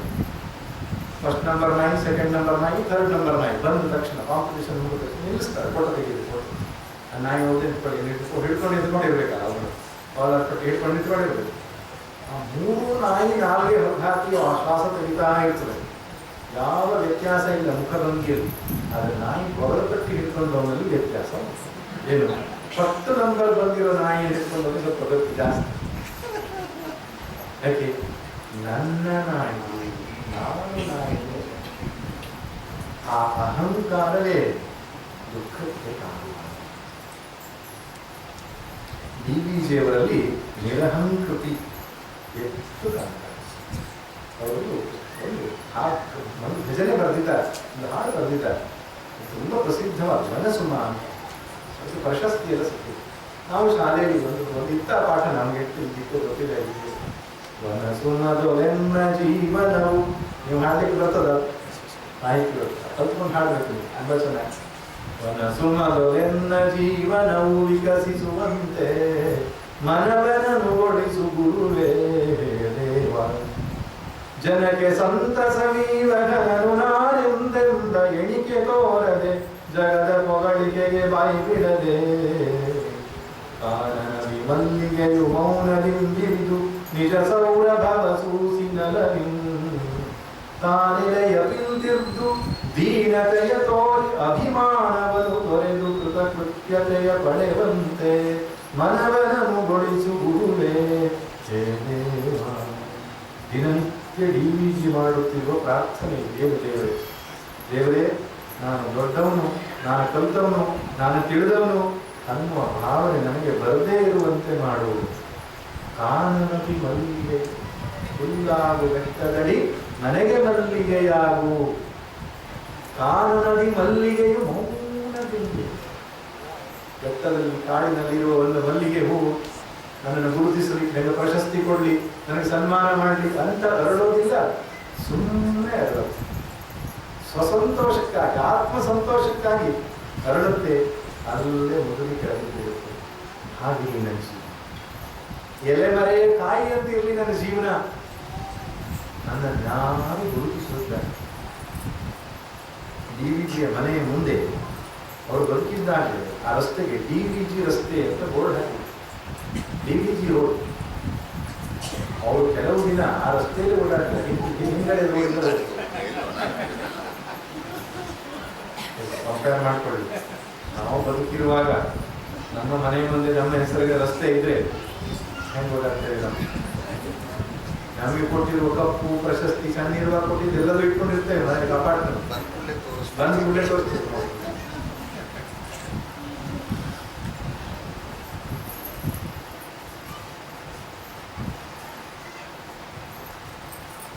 ತಂದೆ ಮಕ್ಕಳಿಗೆ ಹದಗೆಟ್ಟುದನು ಕಾಣೆಯ, ಹೊಂದಿರುವರವರವರ ಹಂತೆಯು ಮಳೆವನಕ. ತಂದೆಯ ಮಕ್ಕಳ ನಾನೆಂಬುದೆದ್ದು ನಿಲೆ, ಬಂಧ ಮುರಿಯುವುದು ಬಳಿಕ ಮಂಕುತಿಮ್ಮ. ಈಗ ಆಕ್ಚುಲಿ ಮರುಳ ಮುನಿಯನ ಕಗ್ಗ. ಮಂಕುತಿಮ್ಮ ಸೇರಿಸೋದು ಯಾಕಂದ್ರೆ ಮರುಳ ಮುನಿ ಅಂತ ಯಾರು ಹೊಸ ಬರೋದು ಕೇಳ್ತಾರೆ. ಒಂದೇ ಮರುಳ ಮುನಿ ಆದ್ರೆ ಮಂಕುತಿಮ್ಮ. ಅಹಿತನ ನಿನಗೆ ಹದಿ ಪರದೊಳೆಲ್ಲಾರಣ, ಇಹ ನವಂ ಇಲ್ಲಿಯೇ ಮನದ ಗವಿಯೊಳ್. ನಾನೆಂಬ ಬಹುರೂಪಿ ಬಹುಮಾಯಿ ದಹಿಸು ನೀ ಮೊದಲವನ ಮಂಕುತಿಮ್ಮ. ನಿನಗೆ ಶತ್ರು ಯಾರಾದರೂ ಇದ್ರೆ ಹೊರಗಡೆ ಇಲ್ಲ ಅಂತ ನಿನ್ನ ಒಳಗಡೆಯೇ ನಾನು ಅನ್ನುವ ಶತ್ರು ಇದೆಯಲ್ಲಪ್ಪ, ಮೊದಲು ಸುಖಾಕವನ್ನ. ತಂದೆ ಮಕ್ಕಳಿಗೆ ಹದಗೆಟ್ಟುದನ್ನು ಕಾಣೆಯ. ಅಪ್ಪ ಮಕ್ಕಳು ಅಂದರೆ ಎಷ್ಟು ಆತ್ಮೀಯರು, ಎಷ್ಟು ಪ್ರೀತಿ. ಅಣ್ಣ ತಮ್ಮ ಬೆಳೀತಾ ಏನಾಗುತ್ತೆ, ಕತ್ತಿ ಹಿಡ್ಕೊಂಡು ಬುದ್ಧಿ ಹಿಡ್ಕೊಂಡು ಸಣ್ಣ ಭೂಮಿ ತುಂಬಿ ಹೊಡೆದಾಡಿ ಕೋರ್ಟು ಮನೆ ಅಳಿತಾ ಅದೇ ಅಣ್ಣ ತಮ್ಮ. ಒಂದೇ ತಟ್ಟೆಯಲ್ಲಿ ಒಂದೇ ಹಣ್ಣನ್ನು ಒಂದೇ ಲಾಡುವನ್ನು ಒಟ್ಟಿಗೆ ತಿಂದು ಪಾಲು ಮಾಡಿಕೊಂಡವರು ಆಸ್ತಿಗಾಗಿ ಸಣ್ಣ ವಿಷಯಕ್ಕಾಗಿ ಎಂತಕ್ಕೆ. ನಾನು ಅಪ್ಪನೇ ಮಗನಿಗೆ ಸಂಗೀತ ಹೇಳ್ಕೊಟ್ಟಿದ್ದ. ಸಂಗೀತದ ಟೀಚರ್ ಯಾರು? ಅಪ್ಪ. ಮಗನಿಗೆ ಹೇಳ್ಕೊಟ್ಟಿದ್ದ. ಮಗ ಒಳ್ಳೆ ತಯಾರಾಗ್ತಾ ಇದ್ದ. ಮಧ್ಯೆ ಮಗನಿಗೆ ಸ್ಫೂರ್ತಿ ಕೊಡಬೇಕು, ಒಂದು ಸ್ಫೂರ್ತಿ ಸಿಗಲಿ ಅಂತೇಳಿ ಆ ಊರಿನಲ್ಲಿ ಒಂದು ಸಂಗೀತದ ಕಾಂಪಿಟಿಷನ್ ಬಂದಿತ್ತು. ಮಗ ನೀನು ಭಾಗವಹಿಸು, ನಾನು ಭಾಗವಹಿಸ್ತೇನೆ, ಇಬ್ರು ಪಾರ್ಟಿಸಿಪೇಟ್ ಮಾಡೋಣ ಅಂತ ಅಪ್ಪ ಮಗ ಇಬ್ರು ಮ್ಯೂಸಿಕ್ ಕಾಂಪಿಟಿಷನ್ ಭಾಗವಹಿಸಿದ್ರು. ಇಬ್ರು ಹಾಡು ಹೇಳಿದ್ರು. ಅಪ್ಪ ಸೋತ, ಮಗನಿಗೆ ಫಸ್ಟ್ ಪ್ರೈಸ್. ಮನೆಗೆ ಬಂದ, ಮಗ ಕಪ್ಪು ಹಿಡ್ಕೊಂಡು ಬಂದ. ಅಪ್ಪನ ಹತ್ರ ಎಂಬುದು ಇಲ್ಲ. ಅಪ್ಪ ಹೇಳಿದ್ರು, ಮಗ ಹಾಡಿದ್ದಿ ನೋಡಿ, ಆಗ ಆಲಾಪ ಮಾಡುವಾಗ ಆ ಒಂದು ಜಾಗದಲ್ಲಿ ಸ್ವಲ್ಪ ಸರಿಯಾಗಿ ಹೇಳಬೇಕಿತ್ತು ನೀನು, ಅಲ್ಲಿ ಸ್ವಲ್ಪ ತಪ್ಪು ತಿದ್ಕೋಬೇಕು, ನೀನು ಇನ್ನು ಬೆಳಿಬೇಕು, ನೀನು ಇಂಪ್ರೂವ್ ಮಾಡ್ಕೋಬೇಕು ನೀನು ಅಂತ ಹೇಳ್ತಾರೆ. ಮಗ ಹೇಳ್ತಾನಂತೆ, ಅಪ್ಪ ಒಂದು ಬಹುಮಾನ ತೆಗೆದುಕೊಳ್ಳುವ ಯೋಗ್ಯತೆ ನಿನಗೆ ಇಲ್ಲ, ನನ್ನನ್ನೇ ಎದುರ್ತೀಯ ನೀನು. ಅಪ್ಪ ಹೇಳಿದಂತೆ, ಮಗ ದೊಡ್ಡ ಸಂಗೀತಗಾರನಾಗ್ತೀಯ, ಜಗದ್ವಿಖ್ಯಾತನಾದ ಸಂಗೀತಗಾರನಾಗ್ತೀಯ ಅಂತ ಕನಸು ಕಟ್ಟಿಕೊಂಡಿದ್ದೆ ಮಗ. ಇವತ್ತು ಕನಸು ಬಿದ್ದು ಹೋಯಿತು, ನೀನು ಆಗಲ್ಲ, ನೀನು ಉದ್ಧಾರ ಆಗಲ್ಲ ಅಂತ ಹೇಳ್ತೀನಿ. ಯಾಕೆ ನಾನು ಅಂತ ಯಾವಾಗ ಬಂತು ಬಲವಂತ ಚೇಳಿಗೆ ಬಸಿರಾದುದೇ ಕೊನೆ, ಬಾಳೆಗೆ ಕೊನೆಯಾದುದೇ ಕೊನೆ, ಬಿದಿರಿಗೆ ಹೂವಾದುದೇ ಕೊನೆ, ಅರಿತಿನೆಂಬುದೇ ಅರಿವಿಗೆ ಕೊನೆ, ನಾನೆಂಬುದೇ ನಿನ್ನ ಕೊನೆ, ನೀನೆಂಬುದೇ ನನ್ನ ಕೊನೆ, ಸ್ವತಂತ್ರ ಧೀರ ಸಿದ್ದೇಶ್ವರ. ನಾನು ತಿಳ್ಕೊಂಡು ಬಿಟ್ಟಿದ್ದೇನೆ, ನನ್ನಿಂದ ನಡೀತಾ ಇದೆ ಸಂಸಾರ, ನಡೀತಾ ಇರೋದ ನನ್ನಿಂದ ಅಂತ ನೀನು ಯೋಚನೆ ಮಾಡಿದ್ರೆ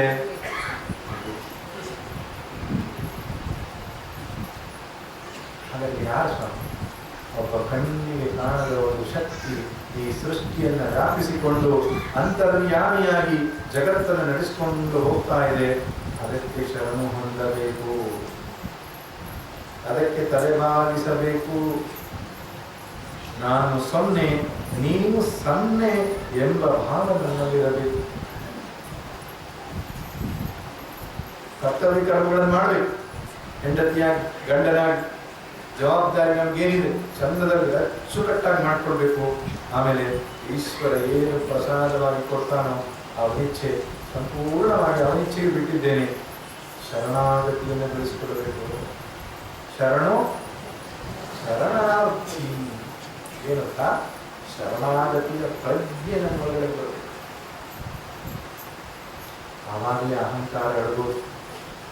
ಇಲ್ಲದಿದ್ರೆ ಅಹಂಕಾರ ಅಷ್ಟು ಸುಲಭವಾಗಿ ಅಡಗಲ್ಲ. ಅದು ಹನುಮಂತ ನೋಡಿ, ಆವತ್ತಿನ ಕಾಲದಲ್ಲಿ ಬಹುಶಃ ಆವತ್ತಿನ ರಾಮ ರಾವಣರಿದ್ದ ಸಮಯದಲ್ಲಿ ಜಗತ್ತಿನ ಅತ್ಯಂತ ದೊಡ್ಡ ಪರಾಕ್ರಮಿ ಜ್ಞಾನಿ, ಎಲ್ಲಾ ಯೋಗ್ಯತೆಗಳನ್ನ ಹೊಂದಿರುವ ವ್ಯಕ್ತಿ ಒಬ್ಬನಿದ್ದರೆ ಅವನು ಆಂಜನೇಯ. ರಾಮಾಯಣದಲ್ಲೇ ಬಂದಿರುವ ಮಾತು. ನೂರಾರು ವಾಲಿ, ನೂರಾರು ರಾವಣರು, ಒಬ್ಬ ಹನುಮಂತನಿಗೆ ಸಮನಲ್ಲ ಅಂತ. ಆದರೆ ಎಲ್ಲೂ ಕೂಡ ನನಗೆ ಅಧಿಕಾರ ಬೇಕು, ನನಗೆ ಸ್ಥಾನಮಾನ ಬೇಕು, ರಾವಣ ಪಕ್ಕದಲ್ಲಿ ನನ್ನ ಕುರ್ಚಿ ಬೇಕು ಬಯಸ್ನೇ ಇಲ್ಲ. ಯತ್ರ ಯತ್ರ ರಘುನಾಥ ಕೀರ್ತನಂ ತತ್ರ ತತ್ರ ಕೃತಮಸ್ತಕಾಂಜಲಿಂ. ರಘುನಾಥನ ಪಾದದ ಬುಡದಲ್ಲಿ ತಲೆ ತಗ್ಗಿಸಿ, ತಲೆ ಎತ್ತಿರಲ್ಲ, ತಲೆ ತಗ್ಗಿಸಿ ಕೂತ್ಕೊಂಡಿರ್ತಾನೆ ಆಂಜನೇಯ ಸ್ವಾಮಿ. ಅದಕ್ಕೆ ಆಂಜನೇಯನನ್ನು ಇವತ್ತು ನಾವು ಪೂಜೆ ಮಾಡ್ತೇವೆ.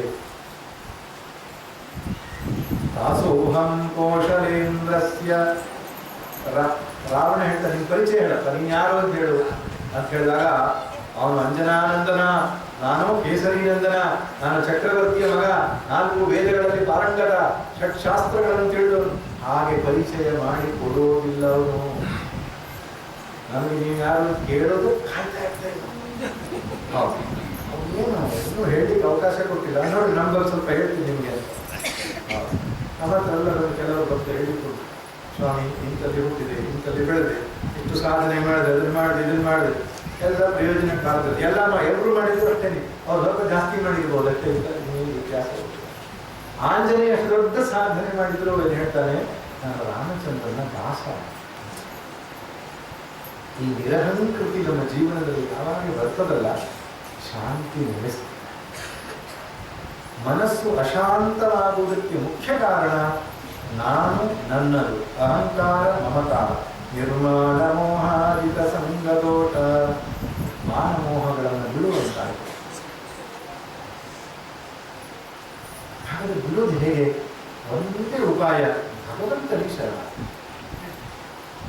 ಜಗನ್ಯಾಮಕನಾದ, ಜಗದಂತರ್ಯಾಮಿಯಾದ ಒಂದು ಶಕ್ತಿ ಜಗತ್ತನ್ನು ನಡೆಸ್ಕೊಂಡು ಹೋಗ್ತಾ ಇದೆ, ಅದಕ್ಕೆ ಶರಣಾಗಬೇಕು. ಅದೇ ನಿಜವಾದ ಭಕ್ತಿ.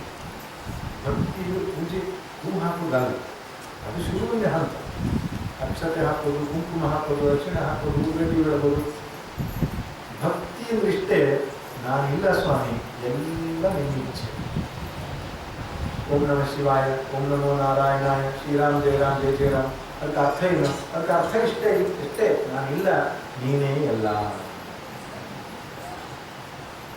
ಈ ಭಾವ ಬಂತು, ಪೂಜೆ ಮಾಡಬೇಕು. ನೀವು ಗುಡಿಗೆ ಹೋಗಬೇಕಾಗಿಲ್ಲ. ಯಾವ ಭಾವ ಬಂದ್ರೆ, ಈಶ್ವರ ಇಚ್ಛೆಯಿಂದ ಎಲ್ಲ ನಡೀತಾ ಇದೆ, ನನ್ನ ಬದುಕನ್ನು ಈಶ್ವರ ನಡೆಸ್ತಾನೆ ಎನ್ನುವ ಧೈರ್ಯ, ಎನ್ನುವ ವಿಶ್ವಾಸ ನಿಮ್ಮ ಹೃದಯದಲ್ಲಿ ಬಂತು, ನೀವು ಭಕ್ತರು. ಅದಕ್ಕೆ ಒಬ್ಬರು ಹೇಳ್ತಾರೆ, ದೇವಸ್ಥಾನಕ್ಕೆ ಹೋಗಿ ದೇವರ ಮುಂದೆ ನಿಂತ್ಕೊಂಡು, ದೇವರೇ ನನಗೆ ತುಂಬಾ ಕಷ್ಟ ಇದೆ ಅಂತ ಹೇಳಿದ್ರೆ ಅವನು ಭಕ್ತನಲ್ಲ. ಕಷ್ಟಗಳ ಮುಂದೆ ಹೋಗಿ ಹೇಳಬೇಕಂತೆ, ನನಗೊಬ್ಬ ದೇವರಿದ್ದಾನೆ, ನಿನಗೆ ನಾನು ಹೆದರುವುದಿಲ್ಲ. ಕಷ್ಟ ಸಾವಿರ ಬರಲಿ ನಷ್ಟವದರಿಂದೇನು, ನಷ್ಟ ಸಾವಿರ ಬರಲಿ ಕಷ್ಟ ನಿನಗೇನು, ಬ್ರಹ್ಮ ಹೃದಯದಿ ನಿಲ್ಲೆ ಮಾಯೇಂ ಕೈದೊಡೆ, ಇನ್ನಿದಳ ಸರಸವರು ಮಂಕುತಿಮ್ಮ. ಇನ್ನಿದಳ ಸರಸ ಆಟ ಅಂತ. ಬ್ರಹ್ಮ ಹೃದಯದಿ ನಿಲ್ಲೆ,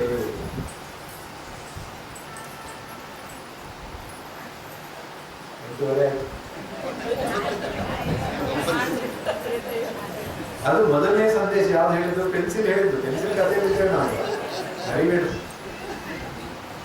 ಅಂದ್ರೆ ಇನ್ನೊಬ್ಬರು ನಮ್ಮನ್ನು ಹಿಡ್ಕೊಂಡಿದ್ದಾರೆ, ಭಗವಂತನ ಆಶ್ರಯದಲ್ಲಿ ಇದ್ದೇವೆ ನಾವು, ನೆನ್ಪಿಟ್ಕೋಬೇಕಿದೆ. ನಡಿಬಾರ್ದು. ನಾವಿಲ್ಲದೆ ಇದು ಜಗತ್ತು ನಡೆಯುತ್ತೆ, ನೀವಿಲ್ಲದೆ ಇದು ನಿಮ್ಮ ಕುಟುಂಬ ನಡೆಯುತ್ತೆ. ಶತಶತಮಾನಗಳಿಂದ ಯುಗಯುಗಗಳಿಂದ ನಡೆದುಕೊಂಡ ಬಂದ ಸುಲ್ಕಿ ಇನ್ನು ಮುಂದೆ ನಡೆಯುತ್ತೆ. ನಾವಿದ್ದಂದ್ರೆ ಇನ್ನೂ ಚೆನ್ನಾಗಿ ನಡೀಬಹುದೇ.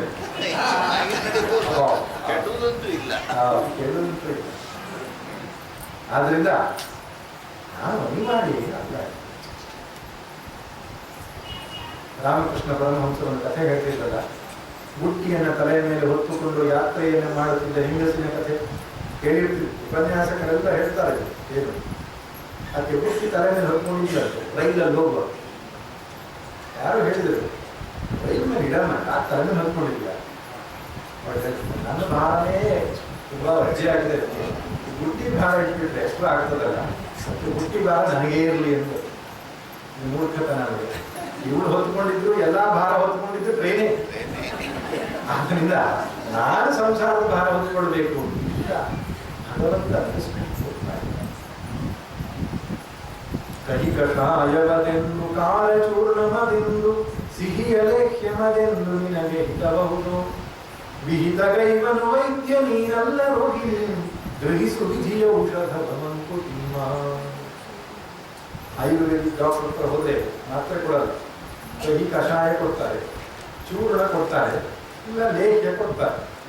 ಹೊಟ್ಟೆ ನೋವು ಅಂತ ನೀವು ಹೋದ್ರೆ ಕಷಾಯ ಇರ್ಬೋದು, ಚೂರ್ಣ ಇರ್ಬೋದು, ಲೇಖ್ಯ ಇರ್ಬೋದು, ಇದ್ರ ಮುಂದೆ ಇಟ್ಕೊಂಡಿದ್ದಾರೆ. ಡಾಕ್ಟರ್ ಹೊಟ್ಟೆ ನೋವು, ನನಗೆ ಸಿಹಿಯಾದ ಲೇಖ್ಯ ಕೊಡಿ, ಕೈ ಕಷಾಯ ಬೇಡ ಅಂದ್ರೆ ಡಾಕ್ಟರ್ ಹೇಳ್ತಾರೆ ನಡೆಯಲ್ಲ. ನಿನ್ನ ಆರೋಗ್ಯ ಸರಿಯಾಗಬೇಕಾದ್ರೆ ಏನು ಕೊಡಬೇಕು ನನಗೆ ಗೊತ್ತಿಲ್ಲ. ನಾನು ಕೊಟ್ಟಿದ್ದನ್ನು ತಗೋ, ನಿನಗೆ ಆರಾಮಾಗ್ತದೆ.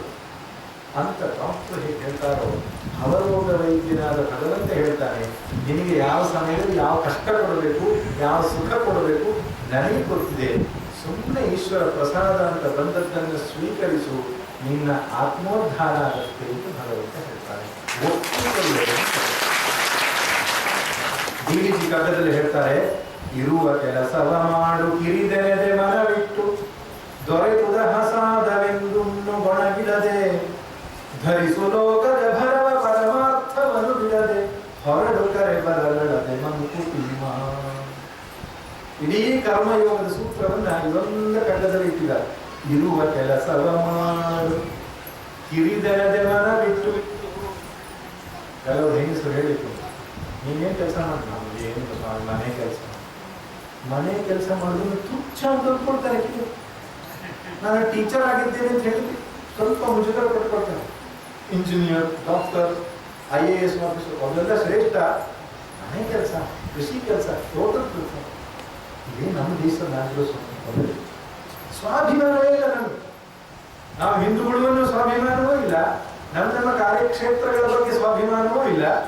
ಬೇರೆ ಇನ್ಯಾರೋ ಐದೋ ಇದ್ರೆ ಆಫೀಸಿಗೆ ಹೋಗ್ತಿದ್ರೆ ಇಲ್ಲ. ಇರುವ ಕೆಲಸವ ಮಾಡು ಸ್ವಕರ್ಮಣಾತಮಭ್ಯರ್ಚ್ಯ ಸಿದ್ಧಿಂ ವಿಂದತಿ ಮಾನವ. ಅದನ್ನು ಸರಳವಾಗಿ ಬಸವಣ್ಣನವರೇನು ಹೇಳಿದ್ರು, ಕಾಯಕವೇ ಸರಳವಾಗಿ ಉಪನಿಷತ್ತು ಭಗವದ್ಗೀತೆಯ ಸೂತ್ರವನ್ನ ಕಾಯಕವೇ. ಅದಕ್ಕೆ ಸರ್ಕಾರಿ ಕೆಲಸ ದೇವರ ಕೆಲಸ ಅಂತ ಬರೆಯುವುದು. ಸರ್ಕಾರಿ ಕೆಲಸ ದೇವರ ಕೆಲಸ ಅಂದ್ರೆ ದೇವರೇ ಬಂದು ಮಾಡ್ಲಿ, ನಾವು ಮಾಡಲ್ಲ ಅಂತ.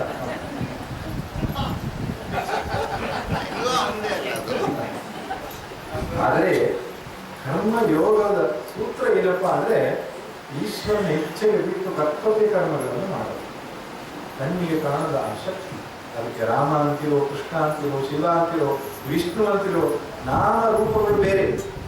ಇದೊಂದು ಹಿಂದೂ ಧರ್ಮದ ದೊಡ್ಡ ದೊಡ್ಡ ಜಂಜಾಟ, ದೊಡ್ಡ ರಗಳೆ. ಇದು ಏನು ವಿಷ್ಣು ಶ್ರೇಷ್ಠ, ಶಿವ ಶ್ರೇಷ್ಠ, ಗಣಪತಿ ಶ್ರೇಷ್ಠ, ದುರ್ಗೆ ಶ್ರೇಷ್ಠ ಅಲ್ಲ ಸ್ವಾಮಿ. ಇದು ಒಬ್ಬನೇ ಪರಮಾತ್ಮ, ಎರಡು ಇದ್ರೆ ತಾನೇ ಶ್ರೇಷ್ಠ ಅಂತ ಹೇಳಬೇಕು. ಜಗತ್ತಿಗೆ ನಿಯಾಮಕನಾಗಿ, ಜಗದೊಡೆಯನಾಗಿ ಇಬ್ಬರು ಇರ್ಲಿಕ್ಕೆ ಸಾಧ್ಯ. ಜಗತ್ತಿಗೆ ಯಜಮಾನರು ಇಬ್ಬರು ಇರ್ಲಿಕ್ಕೆ ಸಾಧ್ಯ ಇಲ್ಲ. ಶ್ರೀ ವಿಷ್ಣು ವಿಶ್ವಾದಿ ಮೂಲ ಮಾಯಾಲೋಕ ದೇವ ಸರ್ವೇಶ ಪರಬ್ರಹ್ಮ, ಬೇರೆ ಬೇರೆ ಹೆಸರುಗಳು ಅವನದೇ ಅದು. ಆದ್ದರಿಂದ ಅದೊಂದು ಶಕ್ತಿ ಇದೆ.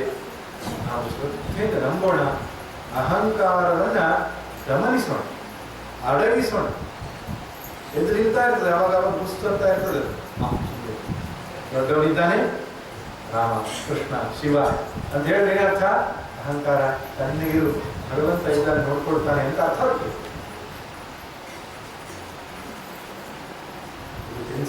ಮೊದಲನೇ ಸಂದೇಶ. ಎರಡನೇ ಸಂದೇಶ ಏನು? ಹೊರಗಡೆ ಇರೋದಕ್ಕಿಂತ ಒಳಗಡೆ ಇರುತ್ತೆ. ಇದು ನಿಮ್ಗೆ ಅರ್ಥ ಆಯ್ತು ಅಲ್ಲ? ಹೊರಗಡೆ ಇರೋದು ಮನೆ, ಕಾರು, ಬಂಗ್ಲೆ, ಸೌಂದರ್ಯ ಅಲ್ಲ, ಸಿರಿವಂತಿಗೆ, ಇದೆಲ್ಲದಕ್ಕಿಂತ ಹೆಚ್ಚು ಮನಸ್ಸಿನ ಶಾಂತಿ. ದೊಡ್ಡ ದೊಡ್ಡ ಬಂಗ್ಲೆ ಇರ್ತದಲ್ಲ, ಶಾಂತಿ ಕಡಿಮೆ ಇರ್ತದೆ. ಅದಕ್ಕೆ ಸಣ್ಣ ಸಣ್ಣ ಮನೆಗಳಲ್ಲಿ ಶುಭಂ ವಾಸ್ತು, ಶಿವಂ ವಾಸ್ತು ಅಂತ ಬರೀತಾರೆ. ಕೆಲವೊಮ್ಮೆ ಸ್ವಾಗತ ಅಂತ ಬರೀತಾರೆ. ದೊಡ್ಡ ದೊಡ್ಡ ಮನೆಗಳಲ್ಲಿ ನಾಯಿ ಇದೆ, ಎಚ್ಚರಿಕೆ ಅಂತ ಬರೀತಾರೆ. ಯಾಕೆ? ಭಯ ಜಾಸ್ತಿ. ಕಾಂಪೌಂಡ್ ವಾಲ್ ಜಾಸ್ತಿ ಆದಷ್ಟು ಹೆದರಿಕೊಂಡಿರೋರು ಜಾಸ್ತಿ ಮನೆ ಒಳಗೆ ಇರ್ತಾರೆ. ಸಿರಿವಂತಿಕೆಯ ಬಗ್ಗೆ ನನಗೆ ದ್ವೇಷ ಇಲ್ಲ. ಸಿರಿವಂತರೆಲ್ಲರೂ ಸುಖಿಗಳಲ್ಲ, ಬಡತನವನ್ನು ಹೊಂದಿರುವ ಎಲ್ಲರೂ ದುಃಖಿಗಳಲ್ಲ. ಅದು ಮನಸ್ಥಿತಿಯ ಹೊರತು ಪರಿಸ್ಥಿತಿಗೆ ಸಂಬಂಧಪಟ್ಟಿಲ್ಲ.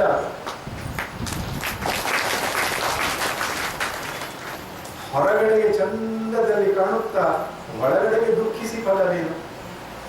ಒಳಗಡೆಗೆ ಶಾಂತಿ, ಸಮೃದ್ಧಿ, ಸಮಾಧಾನ, ತೃಪ್ತಿ, ಪೂರ್ಣತೆ ಅನುಭವ ಇದ್ದಾಗ ಏನ್ ಹೇಳ್ತಾರಲ್ಲ ಕಾಳಿದಾಸ ಒಂದ್ ಕಡೆಯಲ್ಲಿ ಹೇಳ್ತಾನೆ, ಸಹಿ ಭವತಿದರಿದ್ರೋ ಯಸ್ಯ ಕೃಷ್ಣ ವಿಶಾಲ ಮನಸ್ಸಿಚ ಪರಿತೃಷ್ಟೆ ಪ್ರೋತ್ಥವಾನ್ ಕೋ ದರಿದ್ರ. ಬಡವ ಯಾರು, ಶ್ರೀಮಂತ ಯಾರು?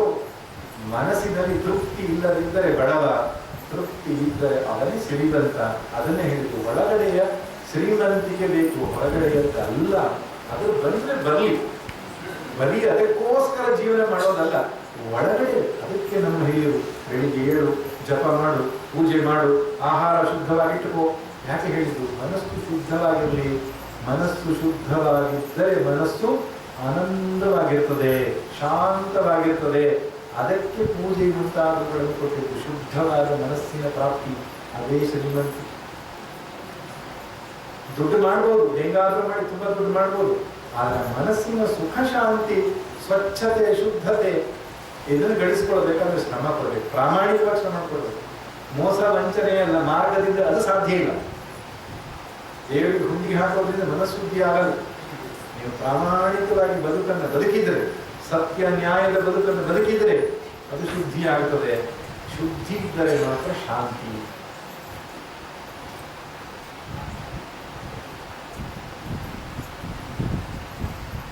ನೀವು ಶಾಂತಿ ಬೇಕು ಅಂತ ಹೇಳಿ ಸಾಮಾನ್ಯವಾಗಿ ನಾವು ಉಪನ್ಯಾಸದಲ್ಲಿ ಹೇಳ್ತೇವೆ. ಶಾಂತಿ ನಗರದಲ್ಲಿ, ಶಾಂತಿ ಕಾಲೋನಿಯಲ್ಲಿ, ಶಾಂತಿ ನಿವಾಸ ಅನ್ನುವ ಮನೆ ಕಟ್ಟಿ ಶಾಂತಿಯನ್ನು ಹುಡುಗಿಯನ್ನು ಮದುವೆ ಆದಂತೆ ಇವನ ಹೆಸರು ಚೇಂಜ್ ಮಾಡ್ಕೊಂಡ, ಶಾಂತಪ್ಪ ಅಂತ. ಆದ್ರೆ ಜೀವನ ಪೂರ್ತಿ ಅಶಾಂತಿ. ಹೊರಗಡೆಯ ಬದಲಾವಣೆ ಎಂದು ಶಾಂತಿ ಕೊಡಲ್ಲ, ಒಳಗಡೆಯ ಪ್ರಯತ್ನಿಸಿ. ಅದಕ್ಕೆ ಸತ್ಸಂಗಕ್ಕೆ ಬನ್ನಿ, ಭಜನೆ ಮಾಡಿ, ಪೂಜೆ ಮಾಡಿ, ಧ್ಯಾನ ಮಾಡಿ, ಜಪ ಮಾಡಿ. ಇದೆಲ್ಲ ಹೇಳೋದು ಯಾಕೆ? ಒಳಗಡೆಗೆ ಶುದ್ಧಿ ಆಗಬೇಕು. ಅದಕ್ಕೆ ಪೂಜೆ ಆದ್ಮೇಲೆ ಪ್ರಸಾದ ಅಂತ ಕರೀತಾರೆ. ಪ್ರಸಾದ ಅಂದ್ರೆ ಏನರ್ಥ? ನೀವು ನಮ್ಮ ಕಡೆಗೆಲ್ಲ ಬರಬೇಕು, ಪ್ರಸಾದ ಇಂಟ್ರೆಸ್ಟಿಂಗ್ ಆಗುತ್ತೆ. ಆ ದೇವಸ್ಥಾನದಲ್ಲಿ ಪ್ರಸಾದ ಬೀಳ್ತದೆ ಅಂತ, ಆ ದೇವಸ್ಥಾನಕ್ಕೆ ಜನ ಹೋಗೋದು ಜಾಸ್ತಿ. ಪ್ರಸಾದ ಹಚ್ಚುವುದು ಅಂತ ನಿಮ್ಮಲ್ಲಿ ಇದೆಯಾ? ಬಲಗಡೆ ಬಿದ್ದರೆ ಆಗ್ತದೆ, ಎಡಗಡೆ ಬಿದ್ದರೆ ಆಗೋಲ್ಲ ಅಂತ.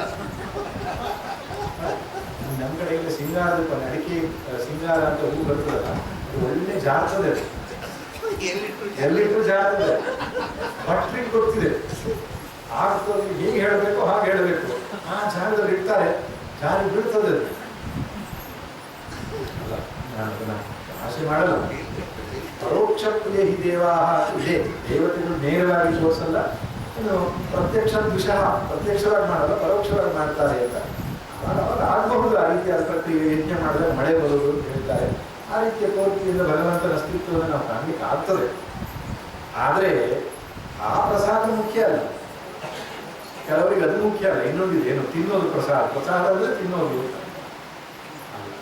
ಪ್ರಸಾದ ಅಂದರೆ ಪ್ರಸಾದಸ್ತು ಪ್ರಸನ್ನತ. ಅಮರಕೋಶದಲ್ಲಿ ಹೇಳ್ತಾರೆ, ಪ್ರಸಾದಸ್ತು ಪ್ರಸಾದೇ ಸರ್ವ ದುಃಖಾನಾಂ ಅನಿರಸ್ತಿಯೋಪಕಾರತೆ ಪ್ರಸನ್ನ ಚೇತಸೋ ದಾಶು ಬುದ್ಧಿ ಪರ್ಯವತಿಷ್ಠತೆ. ಮನಸ್ಸಿನ ಪ್ರಸನ್ನತೆಯೇ ಪ್ರಸಾದ. ನೀವು ಪೂಜೆ ಸರಿಯಾಗಿ ಮಾಡಿದ್ದೀರಿ ಅಂದಾಗ ಪ್ರಸಾದ ಸಿಗ್ತದೆ ನಿಮಗೆ. ಯಾವ ಪ್ರಸಾದ? ತಿನ್ನೋದಲ್ಲ, ಹೊರಗಡೆ ಬೀಳೋದಲ್ಲ, ಮನಸ್ಸು ಶಾಂತ. ಕೆಲವರು ಕೇಳೋದು, ನಾವು ಮಾಡೋ ಪೂಜೆ ದೇವರಿಗೆ ಮುಟ್ತಾ? ನೀವು ಯಾರತ್ರ ಕೇಳೋದು ಬೇಡ. ಪೂಜೆ ಮಾಡಿದ ಮೇಲೆ ನಿಮ್ಮ ಮನಸ್ಸು ಪ್ರಶಾಂತವಾಗಿ ಕುಳಿತಾ ದೇವರಿಗೆ ಮುಟ್ಟಿತು ಅಂತಾನೆ ಅರ್ಥ.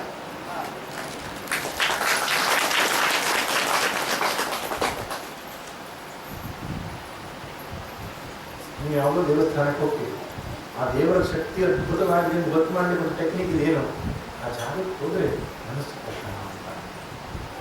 ಈ ಜಾಗಕ್ಕೆ ಬಂದು ಕೂತ್ಕೊಂಡ್ರೆ ಮನಸ್ಸು ಪ್ರಶಾಂತವಾಗ್ತದಲ್ಲ, ಇಲ್ಲಿ ದೇವರು ಇದ್ದಾನೆ ಅಂತಲೇ ಅರ್ಥ ಆಗಬೇಕು.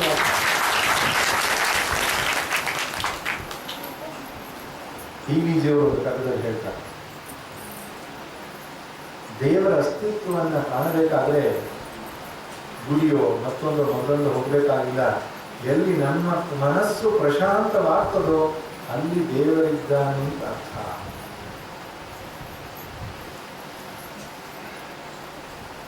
ಅದನ್ನೇ ಪೆನ್ಸಿಲ್ ಹೇಳೋದು, ಹೊರಗಡೆಗಿಂತ ಒಳಗಡೆ ಇರೋದು.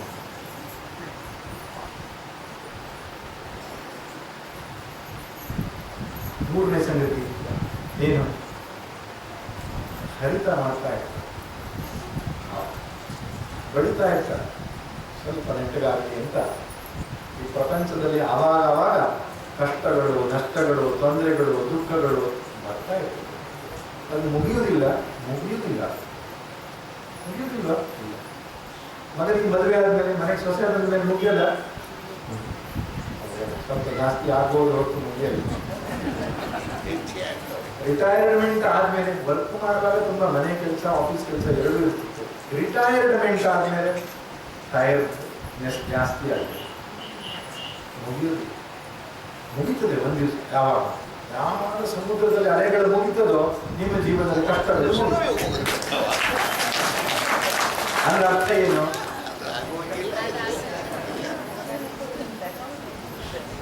ಕಾಲ ನದಿಯಲ್ಲಿ ನಮ್ಮ ಬಾಳ ದೋಣಿಯು ಮೆರೆದು ತೇಲುತ್ತೆ ಭಯವ ಕಾಣದೆ ಸಾಗುತ್ತಿರಲು, ಗಾಳಿ ಯಾವಾಗನೋ ಬಂದೆತ್ತಡಿ ನೋಗಿಸುತ್ತ ಮೇಲ ಕೀಳಾಗಿ ಮಂಕುತಿಮ್ಮ. ಅದಕ್ಕೆ ನಾವೇನ್ ಮಾಡ್ಬೇಕು? ಎದೆಗಟ್ಟಿಯನ್ನು ತಿರುಪದ ಜಾರಿ ಬಿದ್ದಂದು ತಲೆ ತಿರುಗಿದಂದು, ಜಗವೇನು ಬದುಕೇನು ದೈವವೇ ನೆನಪೆಂದು ಅದಿರದೆದೆಯೇ ಸಿರಿಯೋ ಮಂಕುತಿಮ್ಮ. ಎದೆಗಟ್ಟಿ ಎದೆಗಟ್ಟಿ ಎದೆಗಟ್ಟಿ ಬದುಕೊಂದು ಕದನವೆಂದಂಜಿ ಬಿಟ್ಟೋಡುವನು, ವಿಧಿಯ ಬಾಯಿಗೆ ಕವಳವಾಗದುಳಿಯುವನೇ ಎದೆಯ ನುಗ್ಗಾಗಿಸುತ್ತ ಮತಿಗದೆಯ ಪಿಡಿದು ನೀ ಎದುರು ನಿಲೆಲಿ ಜೀವಲಿದ ಮಂಕುತಿಮ್ಮ. ಕಷ್ಟಗಳು ನಷ್ಟಗಳು ಬಂದಾಗ ತಪ್ಪಿಸಿಕೊಂಡು ಓಡಿ ಹೋಗಬೇಡ, ಎದುರು ನಿಲ್ಲು. ಸ್ವಾಮಿ ವಿವೇಕಾನಂದರಿಗೆ ಸಿಕ್ಕ ಮೊದಲ ಉಪದೇಶ ಅಂತ ಇದು. ಕಾಶಿಯ ಬೀದಿಯಲ್ಲಿ ನಡ್ಕೊಂಡು ಹೋಗ್ತಾ ಇರುವಾಗ ಒಂದಿಷ್ಟು ಮಂಗಗಳು ಅಟ್ಟಿಸ್ಕೊಂಡು ಬಂದಂತೆ. ಮಂಗಗಳು ಬಂದದನ್ನು ನೋಡಿ ಸ್ವಾಮಿ ಹೆದರ್ಕೊಂಡು ಓಡದಂತೆ. ದೂರದಲ್ಲಿ ಇನ್ನೊಬ್ಬ ಸನ್ಯಾಸಿ ನಿಂತ್ಕೊಂಡು ಹೇಳ್ತಾರೆ, ಸ್ವಾಮೀಜಿ ಓಡ್ಬೇಡಿ, ಎದುರಿಸಿ ನೀವು. ಮುಟ್ಟಿ ಕಟ್ಟಿದ್ರಂತೆ. 2 ಹೆಜ್ಜೆ ಮಂಗಗಳು ಅಟ್ಟಿಸ್ಕೊಂಡು ಬರೋ ದಿಕ್ಕಿನಂತ ನಡೆದ್ರಂತೆ. ಮಂಗಗಳಿಗೆ ಆಶ್ಚರ್ಯ, ಓಡ್ತಾ ಇದ್ದ ತಿರುಗಿರ್ತಲ್ಲ. ಮುಂದೆ 2 ಹೆಜ್ಜೆ ಇಟ್ಟು ಮಂಗಗಳು ದಿಕ್ಕಾಪಾಲಾಗಿ ಓಡಿದ್ರು. ಸ್ವಾಮೀಜಿಗಳು ಹೇಳ್ತಾರೆ, ನನ್ನ ಜೀವನದಲ್ಲಿ ಕಲಿತ ಮೊಟ್ಟ ಮೊದಲನೆಯ ಪಾಠ ಹೆದರಬೇಡ, ಎದುರಿಸು.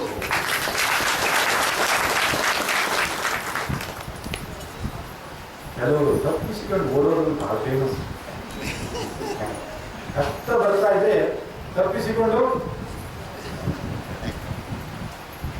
ಸತ್ಯನೆಂದೆನಬೇಡ, ಸೋತೆನೆಂದೆನಬೇಡ, ಬತ್ತಿತೆನ್ನೋಳು ಸತ್ವದೂಟೇನ ಬೇಡ. ಮೃತ್ಯು ಎನ್ನುವುದೊಂದು ತೆರೆ ಇಳಿತ ತೆರೆಯೇರು, ಮತ್ತೆ ತೋರ್ಪುದು ನಾಳೆ ಮಂಕುತಿಮ್ಮ. ಸತ್ಯನೆಂದೆನಬೇಡ, ಬಾಯಿ ಬರಬಾರ್ದು.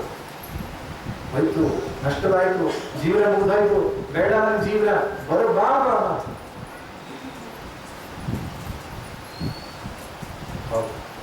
ಸೈಕಲ್ ಕಲಿಯುವಾಗ ಬೀಳೋದೆ, ಈಜು ಕಲಿಯುವಾಗ ನೀರು ಕುಡಿಯೋದೆ, ಜೀವನ ಎದುರಿಸುವಾಗ ಕಷ್ಟಗಳನ್ನು ಅನುಭವಿಸೋದೇ ಇದು.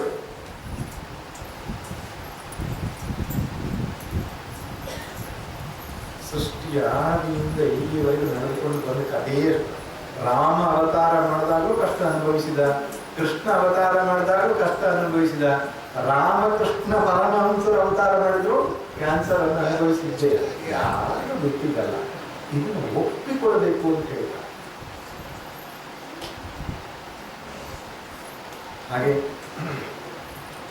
ಕೊನೆಯ ಸಂದೇಶ ಏನಪ್ಪಾ ಅಂದ್ರೆ, ಬದುಕಿನ ತಪ್ಪಬಹುದು, ಮಿಸ್ಟೇಕ್ ಆಗ್ತದೆ. ಯಾರು ಪರ್ಫೆಕ್ಟ್ ಅಲ್ಲ, ತಪ್ಪೇ. ಆದ್ರೆ ನೀನು ತಪ್ಪಿತಸ್ಥ, ನೀನು ಪಾಪಿ, ನೀನು ಹೇಸಿಗೆ, ನೀನು ಹೊಲಸು ಹೇಳಬಾರ್ದು. ನಾವು ಅಂದುಕೊಳ್ಬಾರ್ದು, ತಿದ್ದುಕೊಂಡು ಸರಿಯಾದ ಮಾರ್ಗದಲ್ಲಿ ಹೋಗ್ಬೇಕು. ಎಂಥ ಮಹಾಪಾಪಿಗೂ ಕೂಡ ಒಳ್ಳೆಯವನಾಗುವುದಕ್ಕೆ ಅವಕಾಶ ಇದೆ. ಎಂಥ ಸಾಧು ಸಂತನಿಗೂ ಒಂದು ಕೆಟ್ಟ ಹಿಸ್ಟ್ರಿ ಇದೆ. ರಾಮಕೃಷ್ಣ ಪರಮಹಂಸರ ಹತ್ರ ಗಿರೀಶ್ಚಂದ್ರ ಘೋಷ ಅಂತ ಅವನು ಒಂದು ದಿವಸ ಸ್ವಾಮಿ ವಿವೇಕಾನಂದರ ಜೊತೆಯಲ್ಲಿ ವೇದಿಕೆಯಲ್ಲಿ ಕೂತ್ಕೊಂಡಾಗ ವಿವೇಕಾನಂದ ಹೇಳ್ತಾರೆ, ರಾಮಕೃಷ್ಣನ ಬಗ್ಗೆ ಏನಾದರೂ ಹೇಳೋ. ಆ ಗಿರೀಶ್ಚಂದ್ರ ಘೋಷ್ ಹೋಗಿ ಕಣ್ಣಲ್ಲಿ ಧಾರಾಕಾರದ ನೀರು ಸುರಿಸ್ತಾ ಇರ್ತಾನೆ. ಈ ಗಿರೀಶ್ಚಂದ್ರ ಘೋಷ್ ಸ್ವಾಮಿ ವಿವೇಕಾನಂದರಂತಹ ಪುಣ್ಯಾತ್ಮನೊಟ್ಟೆ ಇವತ್ತು ಕುಳಿತಿದ್ದಾನೆ ಅಂದ್ರೆ ಅರ್ಥ ರಾಮಕೃಷ್ಣರ ಪರಮಹಂಸರ ಅನುಗ್ರಹ.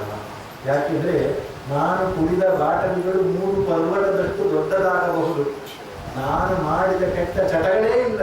ಅಂತಹ ಮಹಾದುಷ್ಟ ಇವತ್ತು ಮಾಡಿದ್ದಾನೆ ಅಂದರೆ ಸಂತರ ಅನುಗ್ರಹ ಅಂತ ಹೇಳ್ತಾರೆ. ಆದ್ದರಿಂದ ತಪ್ಪು ಮಾಡಿದವನು ತಿಳಿದುಕೊಂಡು ಜೀವನದಲ್ಲಿ ಯೋಗ್ಯನಾಗಲಿಕ್ಕೆ ಅವಕಾಶ ಇದೆ. ರತ್ನಾಕರ ವಾಲ್ಮೀಕಿಯಾದ ಘಟನೆ, ಅಂಗೋಲಿಮಾಲ ಸಂತರಾದ ಘಟನೆಗಳಿದೆ. ಆದ್ದರಿಂದ ಇರಲಿ, ಇನ್ನೊಬ್ಬರ ತಪ್ಪು ಮಾಡಿದ್ರು ಕ್ಷಮಿಸೋಣ, ಸರಿ ಮಾರ್ಗಕ್ಕೆ ತರುವಂತಹ ಪ್ರಯತ್ನವನ್ನು ಮಾಡೋಣ. ನಾವು ತಪ್ಪು ಮಾಡಿದ್ರು ಭಗವಂತನಲ್ಲಿ ಕ್ಷಮೆ ಕೇಳಿ ತಿದ್ದಿಕೊಂಡು ಮುಂದಕ್ಕೆ ಹೋಗೋಣ. ಬದುಕನ್ನು ಸುಧಾರಿಸುವುದಕ್ಕೆ ಅವಕಾಶಗಳಿವೆ. ಸಾಧುರೇವ ಸಮಂತವ್ಯ ಸಮ್ಯಕ್ ವ್ಯವಸಿತೋ ಸಹ. ಮಹಾಪಾಪಿಯಾಗಿದ್ದರೂ ಭಗವಂತನಿಗೆ ನಾನು ನಿನ್ನವನು ಅಂತ ಶರಣಾದ ತಕ್ಷಣ ಸಾಧುರೇವ ಸಮಂತವ್ಯ, ಶರಣಾಗತಿಗೆ ಶಕ್ತಿ ಇದೆ. ಆದ್ದರಿಂದ ತಪ್ಪನ್ನು ತಿದ್ದುಕೊಂಡು ಸರಿಯಾದ ಜೀವನವನ್ನು ನಡೆಸಿಕೊಂಡು ಹೋಗಿ ಸಾಧ್ಯ ಇದೆ ಎನ್ನುವಂತಹ 4 ಸಂದೇಶಗಳು. ಡಿವಿಜಿಯವರ ಕಗ್ಗ ಹೇಳಿದಾಗಾಯಿತು, ಪೆನ್ಸಿಲ್ನ ಕಥೆ ಮೂಲಕ ಒಂದು ಸಂದೇಶ ಕೊಟ್ಟಾಗಾಯಿತು, ನಾನು ಆಯ್ಕೆ ಮಾಡ್ಕೊಂಡು ಹಾಗೆ ಅಂತಹ ಕಗ್ಗ ಅದ್ಭುತವಾದದ್ದು. ಹೇಗೆ ನಮ್ಮ ವಚನ ಸಾಹಿತ್ಯದಲ್ಲಿ ಅದ್ಭುತವಾದಂತಹ ಚಿಂತನೆಗಳಿದೆಯೋ ಅದು ವಿಶೇಷವಾದ ಆಧ್ಯಾತ್ಮಿಕವಾದ ಚಿಂತನೆ. ಶರಣರ ಸಾಹಿತ್ಯಗಳು ಬದುಕಿನ ಜೀವನಕ್ಕೆ ನೀತಿಯನ್ನು ಹೇಳಿದರೂ ಕೂಡ ಆಧ್ಯಾತ್ಮಿಕವಾದ ಮೌಲ್ಯಗಳಿಂದ ಶ್ರೀಮಂತವಾದಂತಹ ಪದ್ಯಗಳು. ಆದರೆ ಕಗ್ಗದಲ್ಲಿ ಎರಡೂ ಹೆಚ್ಚಿನದಾಗಿ ಜೀವನೋತ್ಸಾಹ, ಬದುಕಿಗೆ ಬೇಕಾದ ಸಂದೇಶಗಳನ್ನು ಅವರು ಅಲ್ಲಿ ತಿಳಿಸಿದ್ದಾರೆ. ಆಧ್ಯಾತ್ಮಿಕವಾದ ಚಿಂತನೆಗಳು ಕೂಡ ಸಾಕಷ್ಟು ಇದೆ. ಯಾಕಂದರೆ ಆ ಸ್ಥಿತಿಯಲ್ಲಿ ನೆಲೆ ನಿಂತು ಅವರು ಬರೆದಂತಹ ಪದ್ಯಗಳು. ಅಂತಹ ಪದ್ಯಗಳನ್ನು ಯಥಾಮತಿ ಯಥಾಶಕ್ತಿ ನಾವು ಚಿಂತನೆ ಮಾಡಿದ್ದೇವೆ. ಆದ್ದರಿಂದ ನನಗೆ ಮುಗಿಸಲಿಕ್ಕೆ ಮನಸ್ಸಿಲ್ಲ. ಕಾರಣ ಇಷ್ಟೇ, ನಿಮ್ಮಂತ ಶ್ರೋತೃಗಳು ಮತ್ತೆ ಇನ್ಯಾವಾಗ ಸಿಗ್ತಾರೋ ಗೊತ್ತಿಲ್ಲ. ಬಹಳ ಸಂತೋಷ ಆಯಿತು, ಬಹಳ ಆನಂದ ಆಯಿತು. ನಾನು ಕೇಳೋದು ಇಷ್ಟೇ, ಭಗವಂತನಲ್ಲಿ ನಿಮ್ಮೆಲ್ಲರ ಬದುಕಿನಲ್ಲಿ ಕೂಡ ಲೌಕಿಕವಾದ ಕಷ್ಟಗಳನ್ನು ವಿಶ್ವಗಳನ್ನು ದೂರ ಮಾಡಿ ಆಧ್ಯಾತ್ಮಿಕ ಪದದಲ್ಲಿ ನಮ್ಮೆಲ್ಲರನ್ನು ಕೈ ಹಿಡಿದು ಮುನ್ನಡೆಸಲಿ. ಪಿಪಾಸುಗಳಾಗಿ ಮುಗ್ಧರಾಗಿ ಮಕ್ಕಳಂತೆ ತಾವೆಲ್ಲವನ್ನು ಕುಟುಂಬ ಕೇಳಿದ್ದೀರಿ. ಆ ಭಗವಂತನು ನಮ್ಮನ್ನು ಕೈ ಹಿಡಿದು ಮುನ್ನಡೆಸಲಿ. ಅವನ ಅನುಗ್ರಹ ನಮ್ಮೆಲ್ಲರ ಮೇಲೆ ಇರಲಿ. ಇಂತಹ ಕಾರ್ಯಕ್ರಮಗಳು ಹೆಚ್ಚೆಚ್ಚು ಈ ಕ್ಷೇತ್ರದಲ್ಲಿ ನಡೆಯಲಿ ಅಂತ ಭಗವಂತನಲ್ಲಿ ಪ್ರಾರ್ಥನೆ ಮಾಡ್ತಾ ನೋಡೋಣ. ನಾವು ಮತ್ತೊಮ್ಮೆ ಭೇಟಿಯಾಗೋಣ. ನೀವೆಲ್ಲರೂ ನಮ್ಮಲ್ಲಿಗೆ ಬನ್ನಿ, ಸಿದ್ದಾಪುರ ಆಶ್ರಮಕ್ಕೆ ಬನ್ನಿ, ಚರ್ಚೆ ಮಾಡೋಣ ಅಂತ ಹೇಳ್ತಾ ನನ್ನ ಮಾತನ್ನು ಮುಗಿಸ್ತೇನೆ. ಸರ್ವೇ ಭವಂತು ಸುಖಿನಃ, ಸರ್ವೇ ಸಂತು ನಿರಾಮಯಾಃ, ಸರ್ವೇ ಭದ್ರಾಣಿ ಪಶ್ಯಂತು, ಮಾ ಕಶ್ಚಿತ್ ದುಃಖಭಾಗ್ ಭವೇತ್. ಓಂ ಶಾಂತಿ ಶಾಂತಿ ಶಾಂತಿ. ನಾರಾಯಣ ನಾರಾಯಣ.